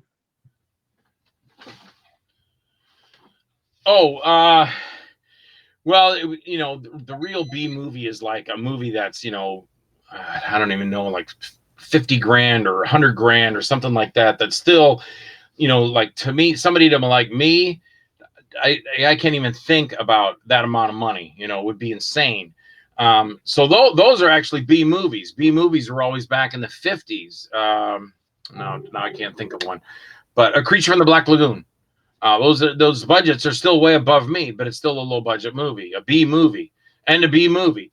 But for me, a B movie is more in my range of putting something together, which is, $300-400, maybe a couple grand. When we did Creep, we spent $50,000 on that to do Creep back in 1995. And then there's people like Todd Sheets that did Clownado. I don't know. He may have spent about the same thing. It's just amount of money that you can put together. I think when the studios came to Kevin Smith for Mallrats, and I can't remember what they told him they were giving him. I think Kevin Smith looked at him and goes, I don't need all that money to make this movie, but no, take it. Take the money. Okay, I'm not an idiot. I'll take your money. So it just depends on what era that you're at. Like I said, Creature from the Black Lagoon, or even like he was, Adam was saying about Wes Craven when he did Last House on the Left would have been a B movie. I mean, that's just the amount of money they spent was not a lot more money than I'd spend, but it certainly wasn't more money than Independence Day cost, something like that. So I don't know if that's kind of my reference to a B movie, a low budget movie, and especially the kind that I make, because I don't have a lot of money to put into these things. Usually the last one we did, I can't remember if it was the Paranormal Club. I did for some guys out of Indiana for a book or a story they got coming out called The Black Book with Ari Lehman from Friday the 13th. And that they paid me to write it, to shoot it, to edit it. And then it was supposed to be in their wraparound story called Black Book, but it took like 2 years. So they just said, Joel, we're going to release it from the contract. We're going to help you release it, so you have it to release now, which I did. But that's something that it was good for me, because I made that money, writing it. And it wasn't hard to write because I already had it in my head. It was just like, oh, you're going to pay me to do it? That's much better than me doing it and not getting paid. So that was still good, because they said, here's the money. We want you to write it, direct it, shoot it. You do the script, and then put it into your editor. You edit it, and then send it back to us. We'll put it in our book. But I really got a double deal out of it, because then they released me from the contract from the Black Book, because it was taking a while. And then they helped me release it and put the cover together and everything. And then put it on the Roku channel, which if a person has Roku, and they pull up on Roku and they just put in the search engine GPTV, which stands for Geek Public Television. GPTV. I have my own. You'll see on there it says Joel D. Wynkoop Movies, and I've got, I don't know, 4 or 5 or 6 shorts, and then I've got 3 or 4 full feature movies on there. And so all that goes hand in hand. It's kind of cool. I'll probably never, I think I'm saying that right. That was Adam from the Friday the 13th Part 9. Something he's looking at, to direct something like that, your big box office is behind you. Your big, not 20th Century Fox, but yeah, who did, would put up the money for that. I'm not looking at anything like that yet. But that's again a big difference. There's a step from what he's doing is more big time than what I'm doing is more small time, but doing the best I can with what I got. So I don't know. I think it's all in the same, that you both love the art of cinema. Oh yeah, it always comes down to you love what you love what you do. He doesn't love it any more than I love it, and I don't love it any more than he does. We both do. It's just that he's in the opportunity where he's like, yeah, I'm going to grab Kane Hodder, and he's going to be the new Jason, and I'm going to pull in, which is a really funny story, because that Erin Gray, Wilma Deering from Buck Rogers, when I saw her, she was at a convention called ScoutCon 2008, and I asked her, I said, would you represent somebody like me? But I do. I mean, I'm an actor, but I'm mainly known for my horror. I got dubbed with the King of the Bee movies, and from the horror genre. And she goes, "Oh no, I stay completely away with horror. I would never have any horror actors or have anything to do with horror." And then years later, I see her in Friday the 13th Part 9. I'm like, what were you talking about? What do you mean you don't do these movies? And what you all were saying about, your wife was saying it about meeting somebody, and because I was watching this, and I can't remember exactly what she said, but something about most of them will be very cool to you, and they're like, hey, yeah, it's good to meet you. Oh, let me get you my autograph. Oh yeah, let me talk to you about when I made that movie. Space Odyssey 2000, or Space Odyssey 2001 was the first one. And Keir Dullea was cool because he liked my wife, and he sat right next to her when we had dinner the night before ScoutCon. But Gary Lockwood in 1996, I was at a Star Trek convention as a guest, and my table was like, he was here and I was over here, kind of across from each other. And I remember going up to him and I go, hey, Mr. Lockwood, cool. Nice to meet you, sir. Would you mind signing this? And, oh, you were great in that episode that you co-starred with William Shatner. He goes, no, William Shatner co-starred with me. I'm the star. He's the co-star. And I was like, oh my God, why are you getting so mad? And I went, okay, you're the big star and William Shatner's just a little extra. Okay, I'm sorry. Can you sign this? And then I remember going back to him later because the organizer said, hey, Joel, I'm busy doing a bunch of stuff. Here's some tickets. Can you get Gary Lockwood to sign this for me? And I'm like, oh, God, I don't know. So I go back to him. I go, hey, Mr. After standing in line, and mind you, I've got my own table. I have my own people coming to see me.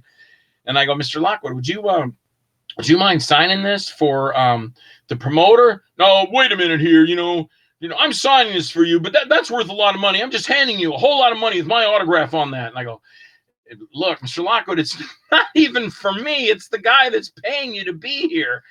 And then I guess later in the day, he got really smashed and he was yelling at people. And then I caught the phone call and I guess he got fired and then rehired and came back the next day.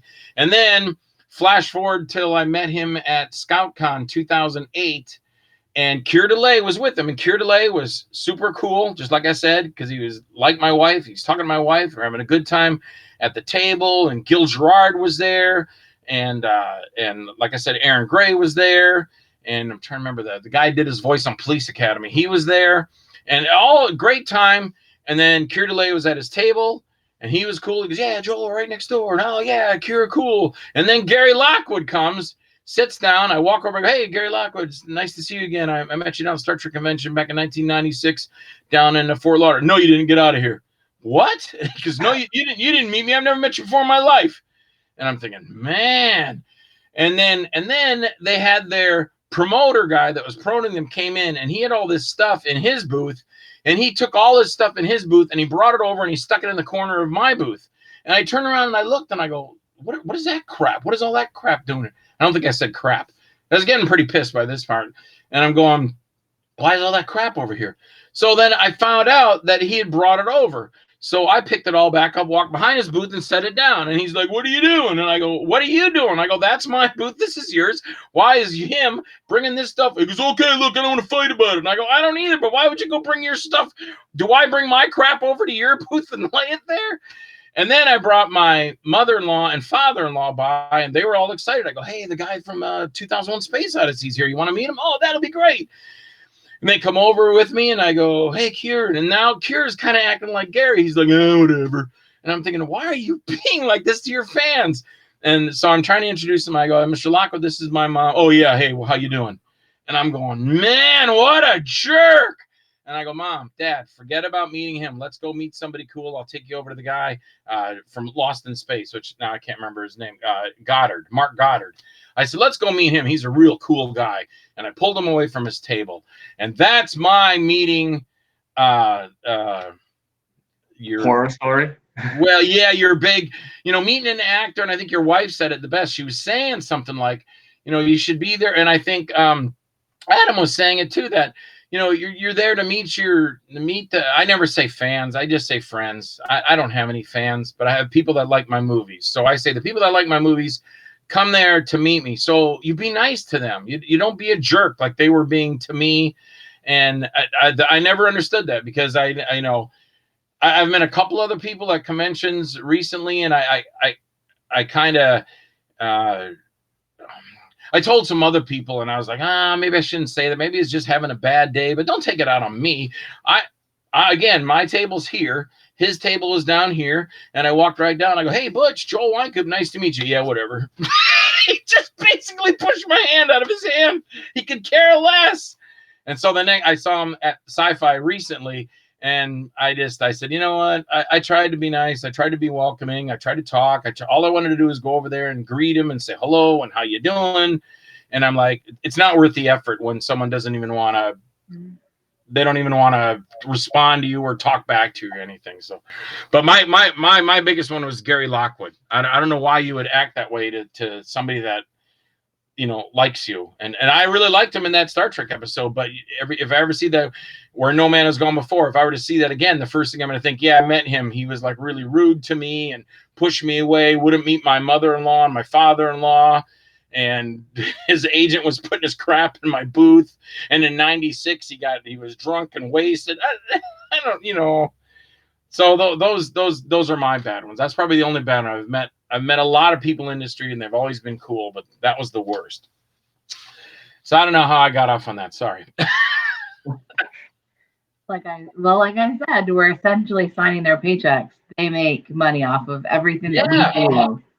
Yeah, that's why I would never do that to anybody. If anybody was coming up, I even had a guy at my, I told my wife, I go, this is weird, but I have to be nice. I'm not going to be, I have to be. Well, one guy kept going in and out the door behind me, behind my table, because he was mad because I think he got fired from a show, and he kept whipping open the door, going in and out. And I kept telling him, I go, hey man, don't come back behind these tables. The exit is over there. You're not supposed to go out this door.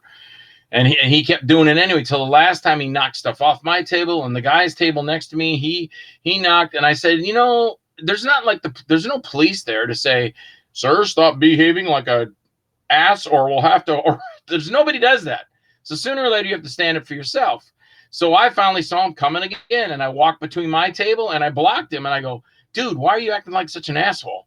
And he goes, you're not supposed to have that door blocked. I go, you didn't have a problem with it at the beginning of the day. I said, stop. I said, go out that way. And he pushed his way back me. And I remember a friend of mine, Andrea Dean Van Scoy, was there, and she goes, kick his ass, Joel. And I was like, if I get into a fight, then I look like an asshole. And then the promoter, Tim Gordon's going to be like, Joel, you're making my people, my show look bad.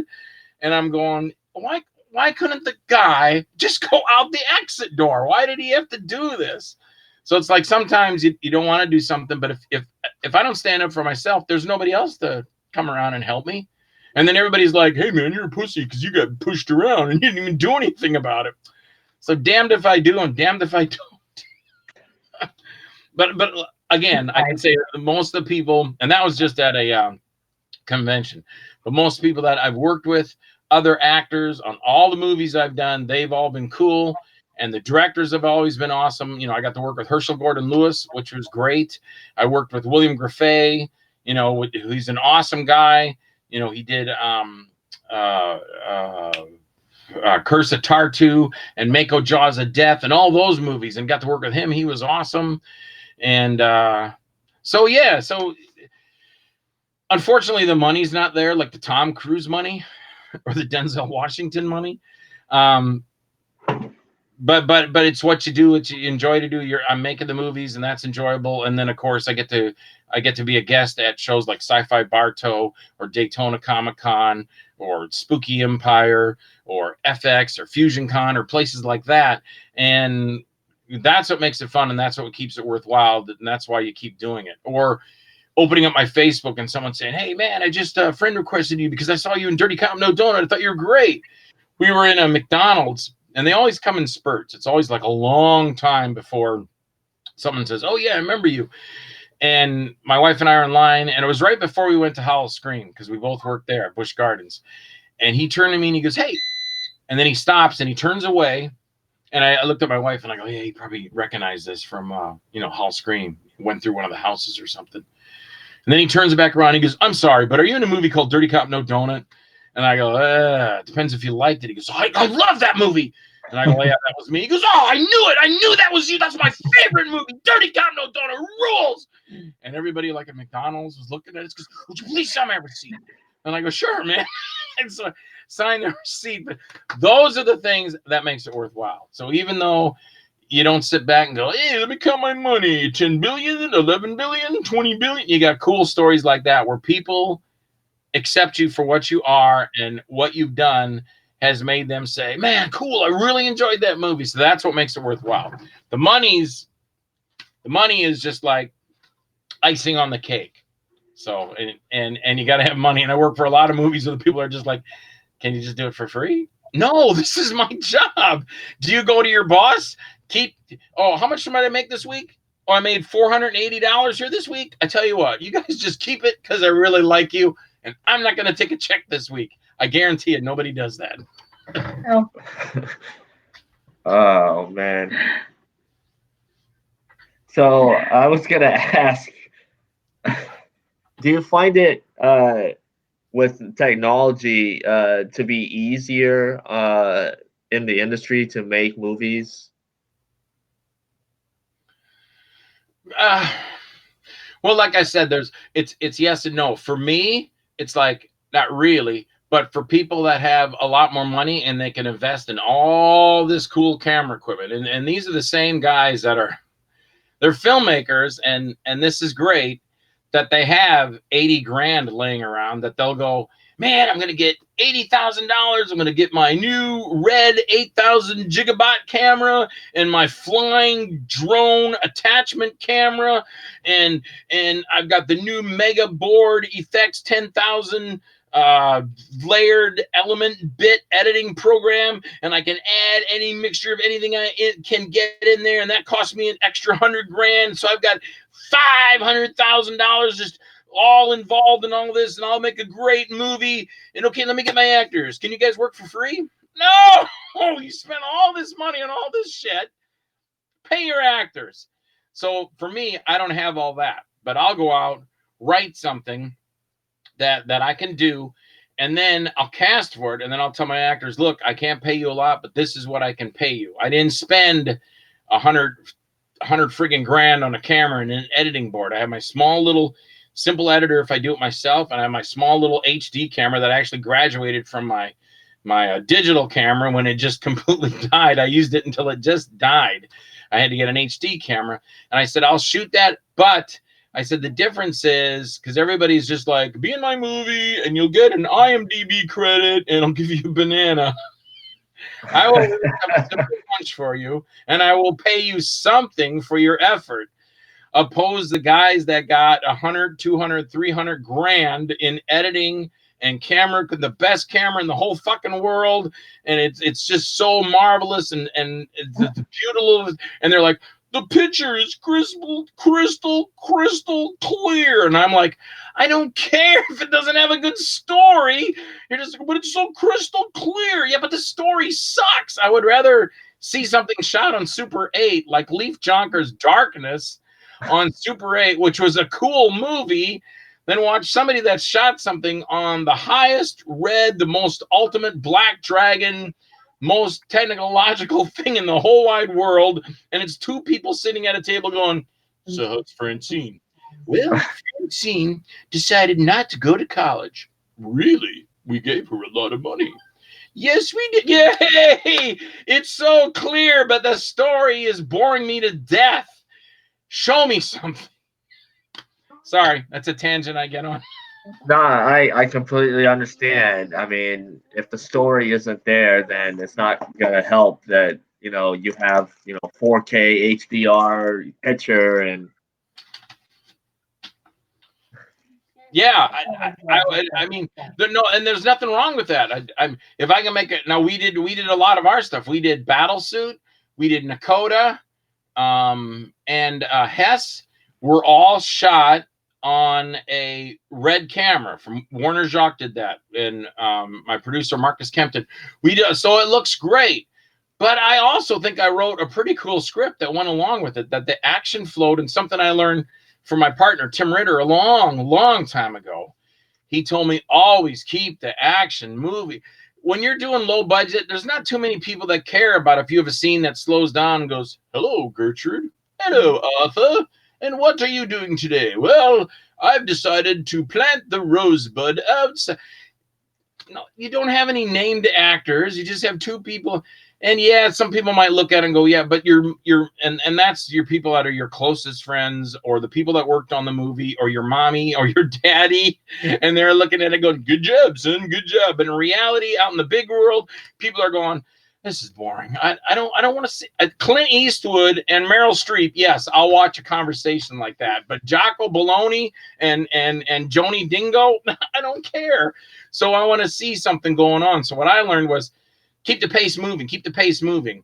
And I think with Hess, I kind of think we did that. It starts out kind of coming in for the job interview, and the next thing you know, someone's trying to kill him, and then he's running through hallways, and people are trying to knife him to death and rip out his heart. And it's the pace is there, because I just don't think, you can't do a sit down, slow. Not to me, that doesn't interest me. I seen some at the film festivals. The people were like, it was nice, and yeah, there's your clarity, and it's high def, and it's perfect, and it's beautiful. And the guy and they're playing with the little cars, and you're thinking, why is this adult playing with the little cars?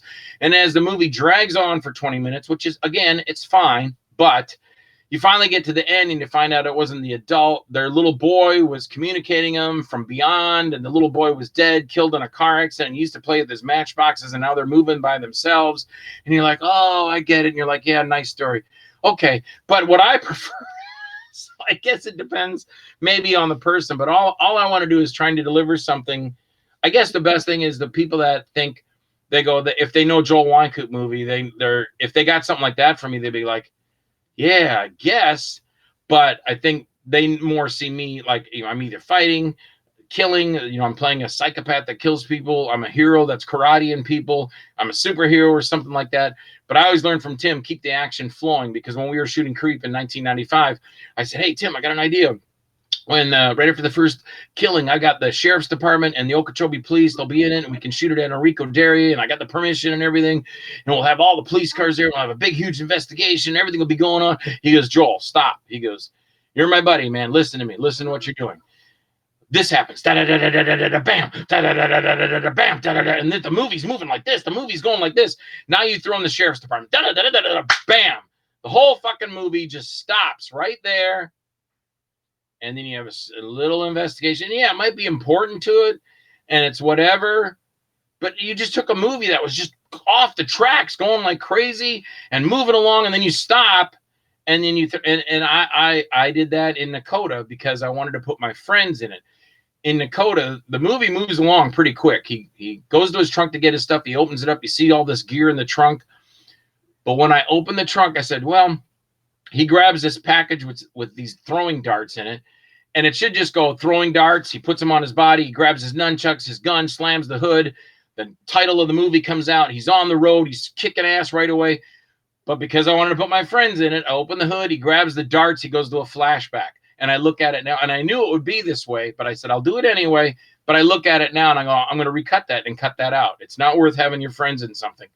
So because the hood opens up, it stops the action, and here we are in a location, and Steve Nakota is standing there like, ha, ha, ha, ha, with his friends, and then his wife is there. I'm so proud of you, honey. And then the fire guy comes up and goes, Steve, I got these darts for you. It was all to introduce these darts. Now, it might work in a movie, but in a short, it didn't work.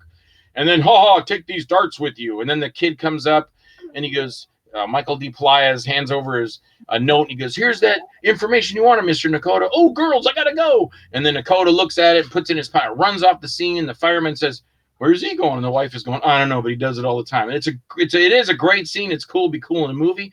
But in a short, then it cuts back to him putting it in, and he closes the trunk. It's like, what happened? The whole movie just stops so we can see this little piece of something. And anybody can tell that, oh, these are his friends, and he didn't want to hurt their feelings or let them down, so he stuck them into the movie. And then you're back to it. So to me, just a lot what I learned from Tim was, keep the movie going, keep the movie going, keep the movie going. If you want to do a drama, that's a whole different story. Most of my stuff is all action orientated and horror stuff. So, and keep the viewer's attention, because a lot of times if you don't have Clint Eastwood and Meryl Streep to do a scene sitting down at a table going, hey, Margaret, how are you doing today? If you don't have those names, people think they might be like, I don't care, this is uninteresting.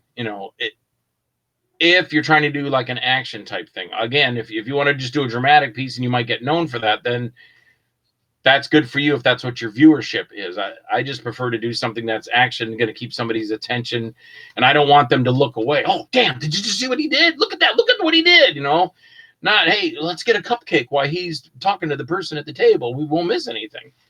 So, I don't know, difference of opinion, I guess. It's just the way I do stuff. Just how I feel. If someone's going to watch some of my stuff, I want to keep them interested, and I want to keep them watching.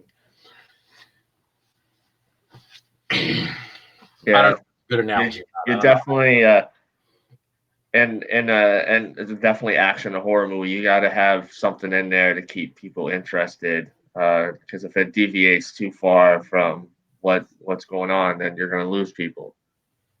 That's kind of how I feel. I mean, like, again, if you're in for a dramatic piece, if they say David Zanzibar's balance, you already know, okay, David Zanzibar, he's probably going to give me some dramatic thing. Okay. But, you do that for me and go, Joel Wynkoop's dramatic piece, laboratory or whatever, then people might be, this might be different. It's like when I did a movie, the guy said, we did a funny little thing on the set, and I would say, like, yeah, I'm going to kill people. And he goes, nah, Joel, you don't kill anybody. Well, then I'm going to punch people out. And he goes, nah, Joel, you're not punching anybody out. And I go, I'm going to be Starship Captain. No, Joel, you're not going to do that. And I go, what the hell am I going to do, Kyle? He goes, you're just a dad sitting around smoking his pipe, talking to his son. I go, oh, that'll be different. So, and again, I will do normal roles, but the ones that people prefer to see me in or want to see me in is the ones I'm kicking ass or you're the bad guy or going psycho. So I don't know. So what is the latest thing you got going on? Right now, I just finished a script called Beast Mode. And I know my partner, Tim Ritter, would tell me I'd start this over and do less people, because that's what he said to me when I did Lost Faith. I had 36 people in Lost Faith, because my advice is go rewrite this for like 8 people. But I did it with 36 people, Lost Faith. And I wanted to go back to something I did like in 95 when I did Creep, which was all out, pretty graphic and a lot of blood in the women and everything. I said, I want to go back to doing one of those movies before I go, because that was in 95. This is like 20 some years later. So I'd like to do Well, more than 20 years later. I would like to do something like in the vein of Creep again, and that's what Beast Mode is. And I already shot the scenes with Lloyd Kaufman and Debbie Rochon, so those are already done. But I'd only written their scenes because they were coming to a convention, Tampa Bay Screens, last year, and I said, you know why they're here? I'm going to pay them to be in the movie. And again, see, I was the filmmaker. I didn't go like, I don't have any money. Can you just do this for free? I'll give you an IMDb credit. And I said, Lloyd, if I give you $100, can you do this? I need you 2 hours. I've got it. So it only take me 2 hours. And Debbie, if I give you $100, can I do this? I only need you for 2 hours. Had Debbie and Lloyd in our hotel room. We shot Lloyd's stuff first, and Lloyd left, and then we shot Debbie's. And it's not like a lot of filmmakers will say, I got Lloyd Kaufman in the movie, or whoever. And it'll be like a scene like this. Pick up the phone. Yeah, this is the mayor of Tromaville. Yep. Okay, send in the army. Boom, click, hang up the phone. Done. Your Lloyd Kaufman is done. Not my Lloyd Kaufman. My Lloyd Kaufman's in the movie 4 times, I believe. And my Debbie Rochon is in the movie 5 times with her scenes. So throughout the entire movie, you see Lloyd Kaufman and you see Debbie Rochon. And then you see in my other players, and I'm included as the extra player because I'm playing the main bad guy. And then you have the 2 guys playing the cops, and you have the vagrant camp, and then you have all the people he works with. So I just finished that. And I was supposed to have it done in February to shoot in March, but since I didn't get done, finished it a little late because it's so hard for me to stay focused writing a script. Probably won't be shooting it now, but the main thing to me was not shooting it, but was finishing the script, and I was able to do that. Now, I do have the movie, The Connection. The movie The Connection is coming out by Rod Grant and Nick Naylor. Hopefully that'll come out sometime this month in the theaters. I just released not too long ago the Wynkoop Tales and the Joel Wynkoop Action Pack, and then I had the Paranormal Club that I released, and then I have a couple other projects like that I want to still write the script for Onslaught, but after finishing Beast Mode, that was so hard for me to just completely finish that thing, and but yeah, that'll probably the next thing I probably shoot will be Beast Mode, and it'll be a lot because there's like 45 parts in that, so all kinds of people. And I haven't worked out the budget stuff because this will be bigger than like the Paranormal Club was only 10 people that I had to take care of. This is 45, but I have a producer on this. I'm hoping he would back me up with some money. And I think that's about it. And then if I can actually get through that, I would like to kind of just go back to try and not probably shoot anymore, but just continue with my book that I started forever ago. And I never can get to that because I always end up doing movies or doing my own movies or doing movies for other people. Also doing something for Rick Danford, his movie, The Red Elvises? Yeah, The Red Elvises, where I played the band manager. And I think that's about it. I think that's all. I think that's all I got going on. And then just anything that I might be releasing, like if I wanted to do a new cover for the Action Pack, something like that. But other than that, I think I want to get back. It'd be fun just to kind of sit around, and if I could just get myself more focused to just write scripts, put the script away and tell somebody, look, you want to buy this script from me? It's pretty cool. Or do it at one point, which, like I said, I'll do with Beast Mode. But then the other thing is just to write, get back to writing my book, which starts out with me, being born, blah, blah, blah. And then through your early parts of your life into your movie making part. And then it takes you through all the movies I've done up until this point, or up into the point where the book would be coming to an end. And then I would, you'd finish it. So I'd like to be able to do that. I think that'd be I think I'd like to focus on that. And it's easier than when you got to go out and shoot stuff and do it all yourself. If someone is just calling me up on the phone, like I said, the last thing, I think I came back from Missouri. I shot Clownado with Todd Sheets. And then as soon as I got back, I talked to Nick Naylor about doing his movie, The Connection. And what's neat about these things, I didn't audition for any of these parts. This is what's nice sometimes when you kind of get a name for yourself. Director just calls you up on the phone and goes, hey, I want you to be in my movie. How much do you want? And you just said, okay, I want X amount of dollars. And they're like, cool, see you Saturday and we'll shoot a movie. Opposed to I got to go stand in line with 400 other guys that look just like me that are all trying to get the same part, which I still do. If there's an audition, I still go. But the easier ones are when my phone rings and someone just says, I want you to be in my movie. How much money do you want?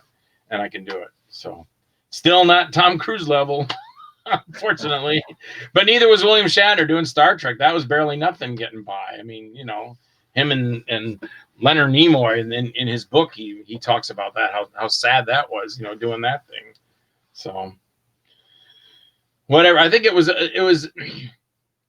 cool, I think, in those days for those guys to do it what they had to do, because not everybody can do it. But now really it's almost everybody can make a movie. Anybody can go get a camera, point it, and go, "Hey Jeff, run over there. Now Sue, run over there and kick him in the groin." Anybody can do it with one of these. You know, anybody can do it now. Yeah, anybody can do it. So it makes it harder for that. In fact, you go to a distributor and go, yeah, hey man, I got a cool movie. Yeah, but I got 10,000 people tell me they got a cool movie. You know, and when Tim and I started it in '84, there really wasn't a lot of that. Tim and I were credited for bringing movies to a straight video release. We got a lot of credit for that for Twisted Illusions in 1984, along with the guys that did Blood Cult, because there wasn't a lot of stuff going on, not for made for video movies, and we were one of the first. And it's not like you get anything for that. It's just cool you can look back and go, hey, that's pretty cool. We were kind of credited for that whole, you know, starting this whole genre of these filmmakers. And now, again, like you held up your phone, everybody can do it. You know, anybody can just say, hey, I'm a filmmaker. I got this camera. That makes me a filmmaker. So, and they're not even filmmaker. They're video makers. They're digital makers. They're nobody shoots on film anymore, you know? I mean, except your bigwig Hollywood studios. I can't remember the one movie coming out, and it's film, because a lot of these big movies were shot on the red and stuff. But it's I know Quentin Tarantino likes to shoot on film.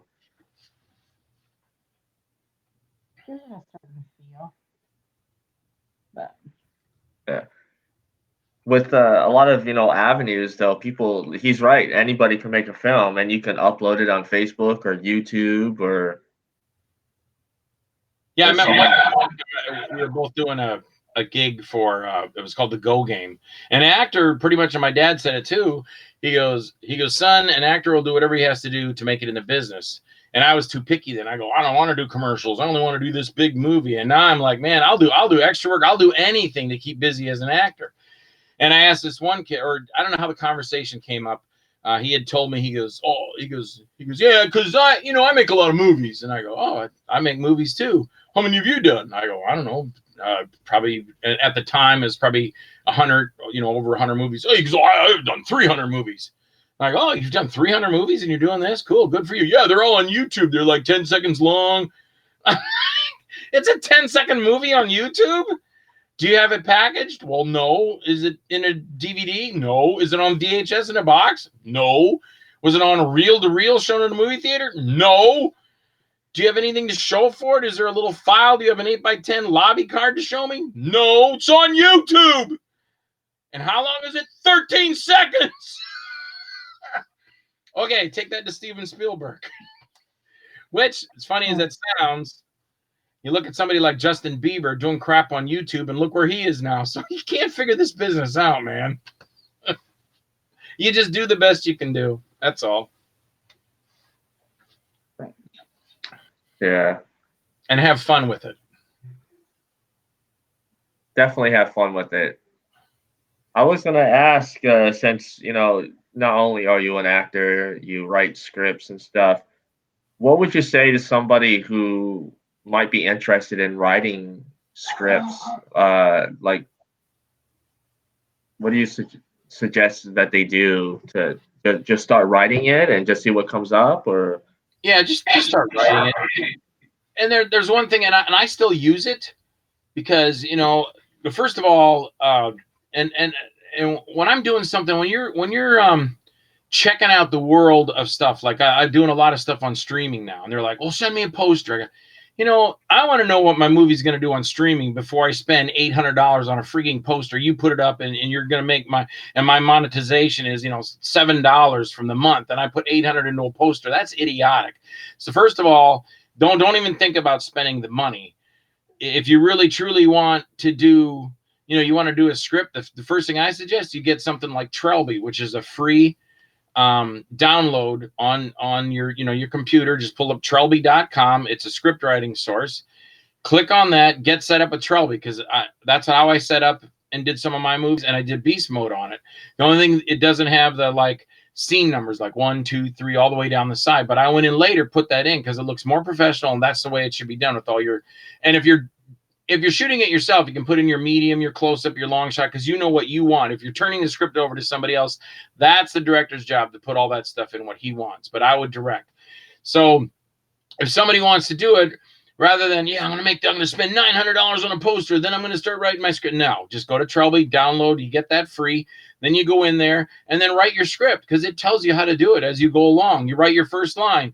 The streets were dark and a man walked down the street in the background.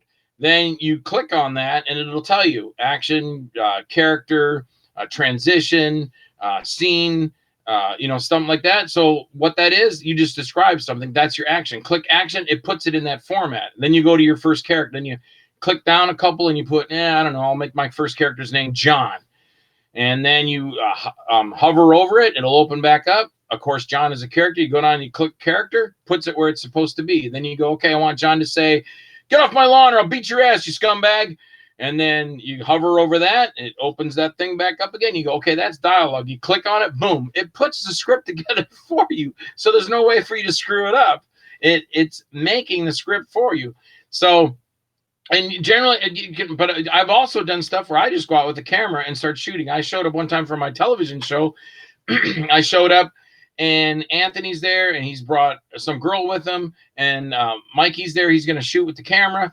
And I show up, and honestly, I thought I'd have something by the time I got to where I was going. And I pull up in the car, I get out, I walk up to Anthony, he goes, "Hey," I go, "Hey, buddy."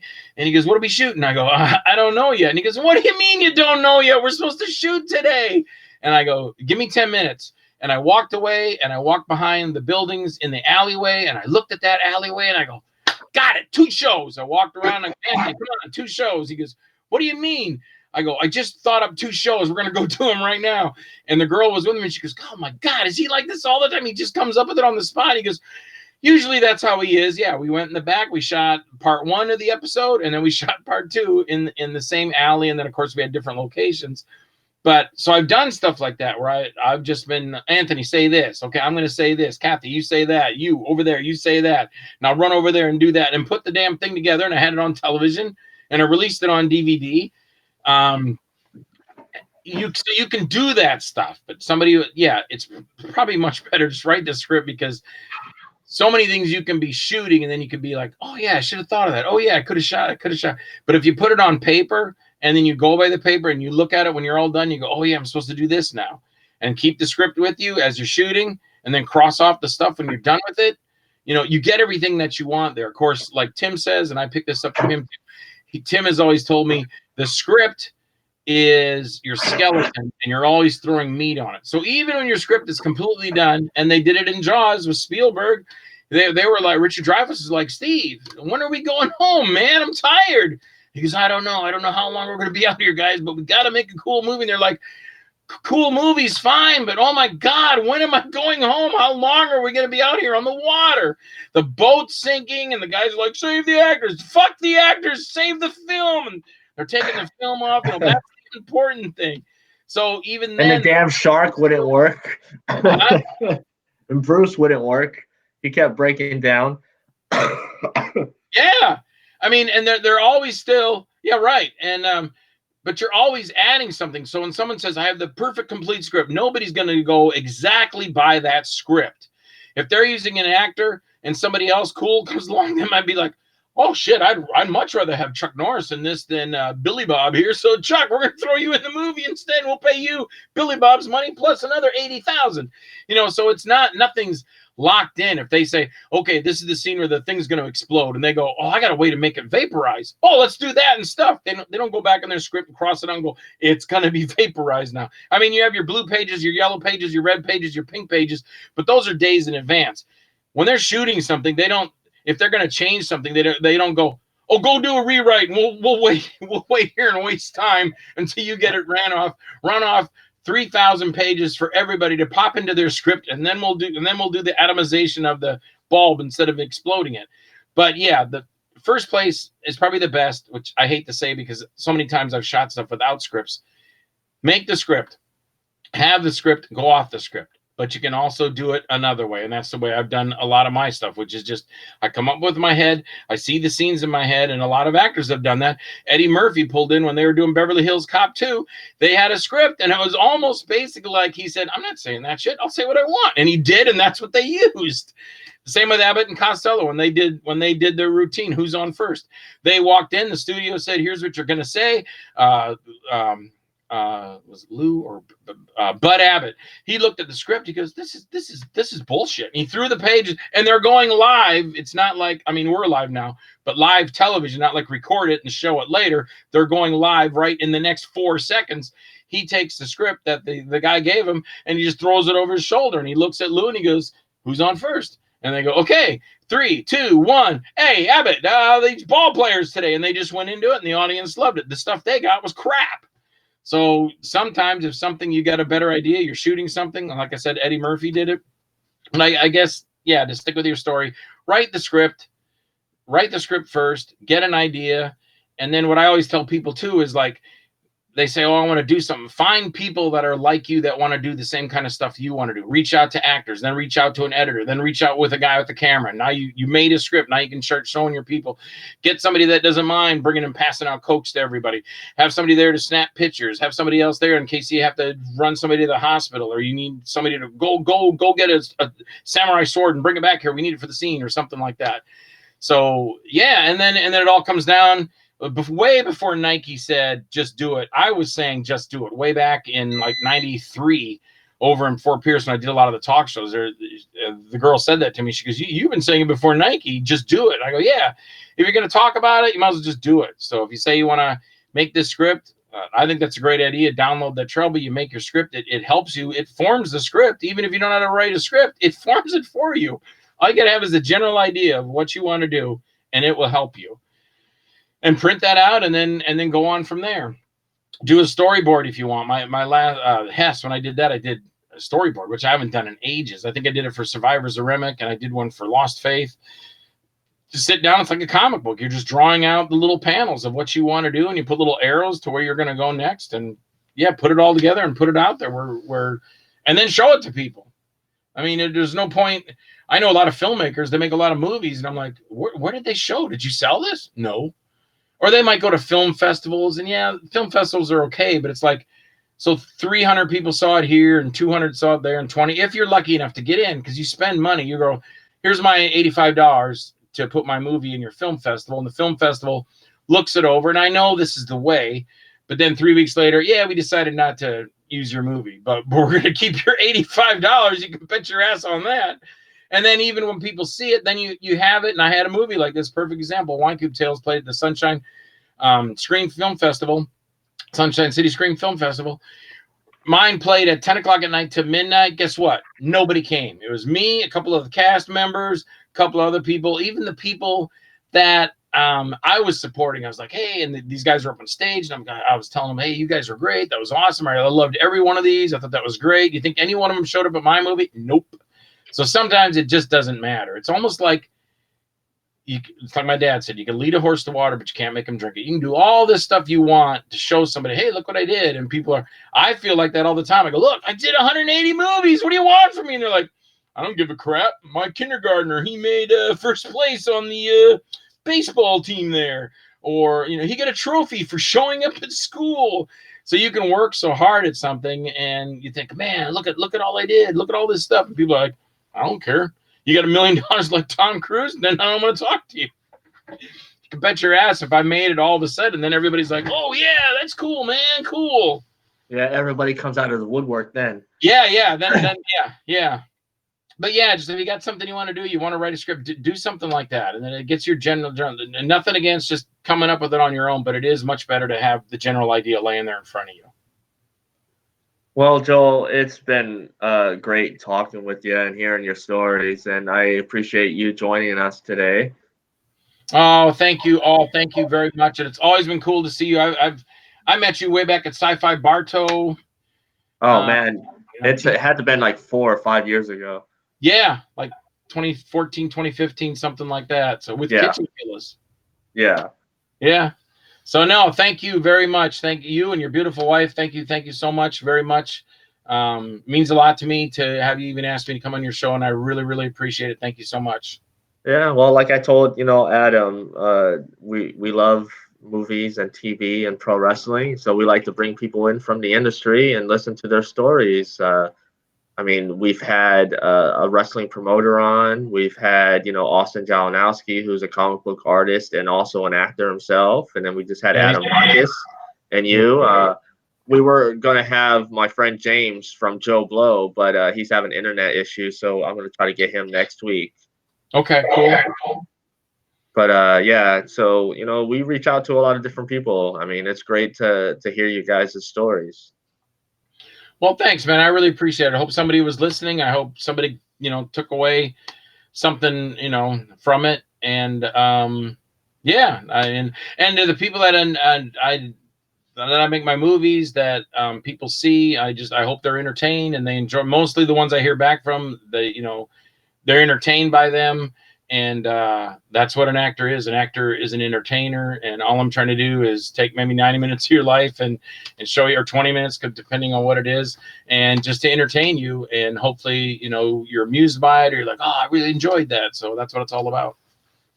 Oh yes, that's definitely what it's about. And we as film fans, we turn on the TV or go to the movies, and we just want to like forget about what's going on in the world and just be entertained. You put that right on the spot. Well, I tell you, that's when I was going through my divorce. As I walked into the theater for Back to the Future 2, I was with my daughter and my mom. I was going through my first divorce, and I was like on the steps of hell going into the theater. But I got so wrapped up into Back to the Future 2. I was like, oh, this is the greatest movie. I love it. And for that hour and a half, everything was cool. And then the movie got over, the credits got done, and we got up, and then I remembered, oh God, I'm going through a divorce. So yes, it will take you away from whatever you got going on. You can get lost in that. So and that, I think that's important. Oh my God, especially today with all the shit that's going on now. It's nice that you can go to a movie and maybe watch something and just forget about stuff for a while. And it's the same to do with anything. Maybe you're a guy that likes to go fishing. He's having a horrible day. He goes out, hey, I caught a snook. Woo! I got some big mouth bass. Woohoo! And then he goes home, and his wife's like, where the hell have you been all day? Oh, God, I wish I stayed. Oh, my God. Hey, but somebody's going to have some good dinner. All right, Joel. Well, I appreciate it. And you're always welcome here at Reels and Heels. Oh, thanks, man. Reels and Heels Live. Thank you so much. I appreciate it, buddy. All right, man. You have a good one. All right, buddy. Take care. Thank you. Bye-bye. Wow. Joel had a very interesting career. I'm glad he was graced us with his presence today. And Adam, as you're returning. Sorry. It's okay. You had to kill the kids, right? No. There's homework to do, so if I don't put it in their hands, they won't do it. Yeah. All right. But today was fun. I really enjoyed listening to Adam, and Adam really enjoyed being on. And it's interesting just to hear people's stories. Like I said, it's more about, being able to tell the things that they've done. It kind of gives you a perspective of what's happening for you and what you can make happen for yourself. So And it was good because you had, both someone in the Hollywood system and then someone doing it, street level, I guess you would say. yeah, so I mean, I think if you want to do it, you make it happen. And we were going to be joined by James from Joe Blow, but he's having internet issues, so we'll try to get him on next week. But we want to thank everyone for watching live. And until next week, enjoy the rest of your weekend. 2, 1, 2, 4.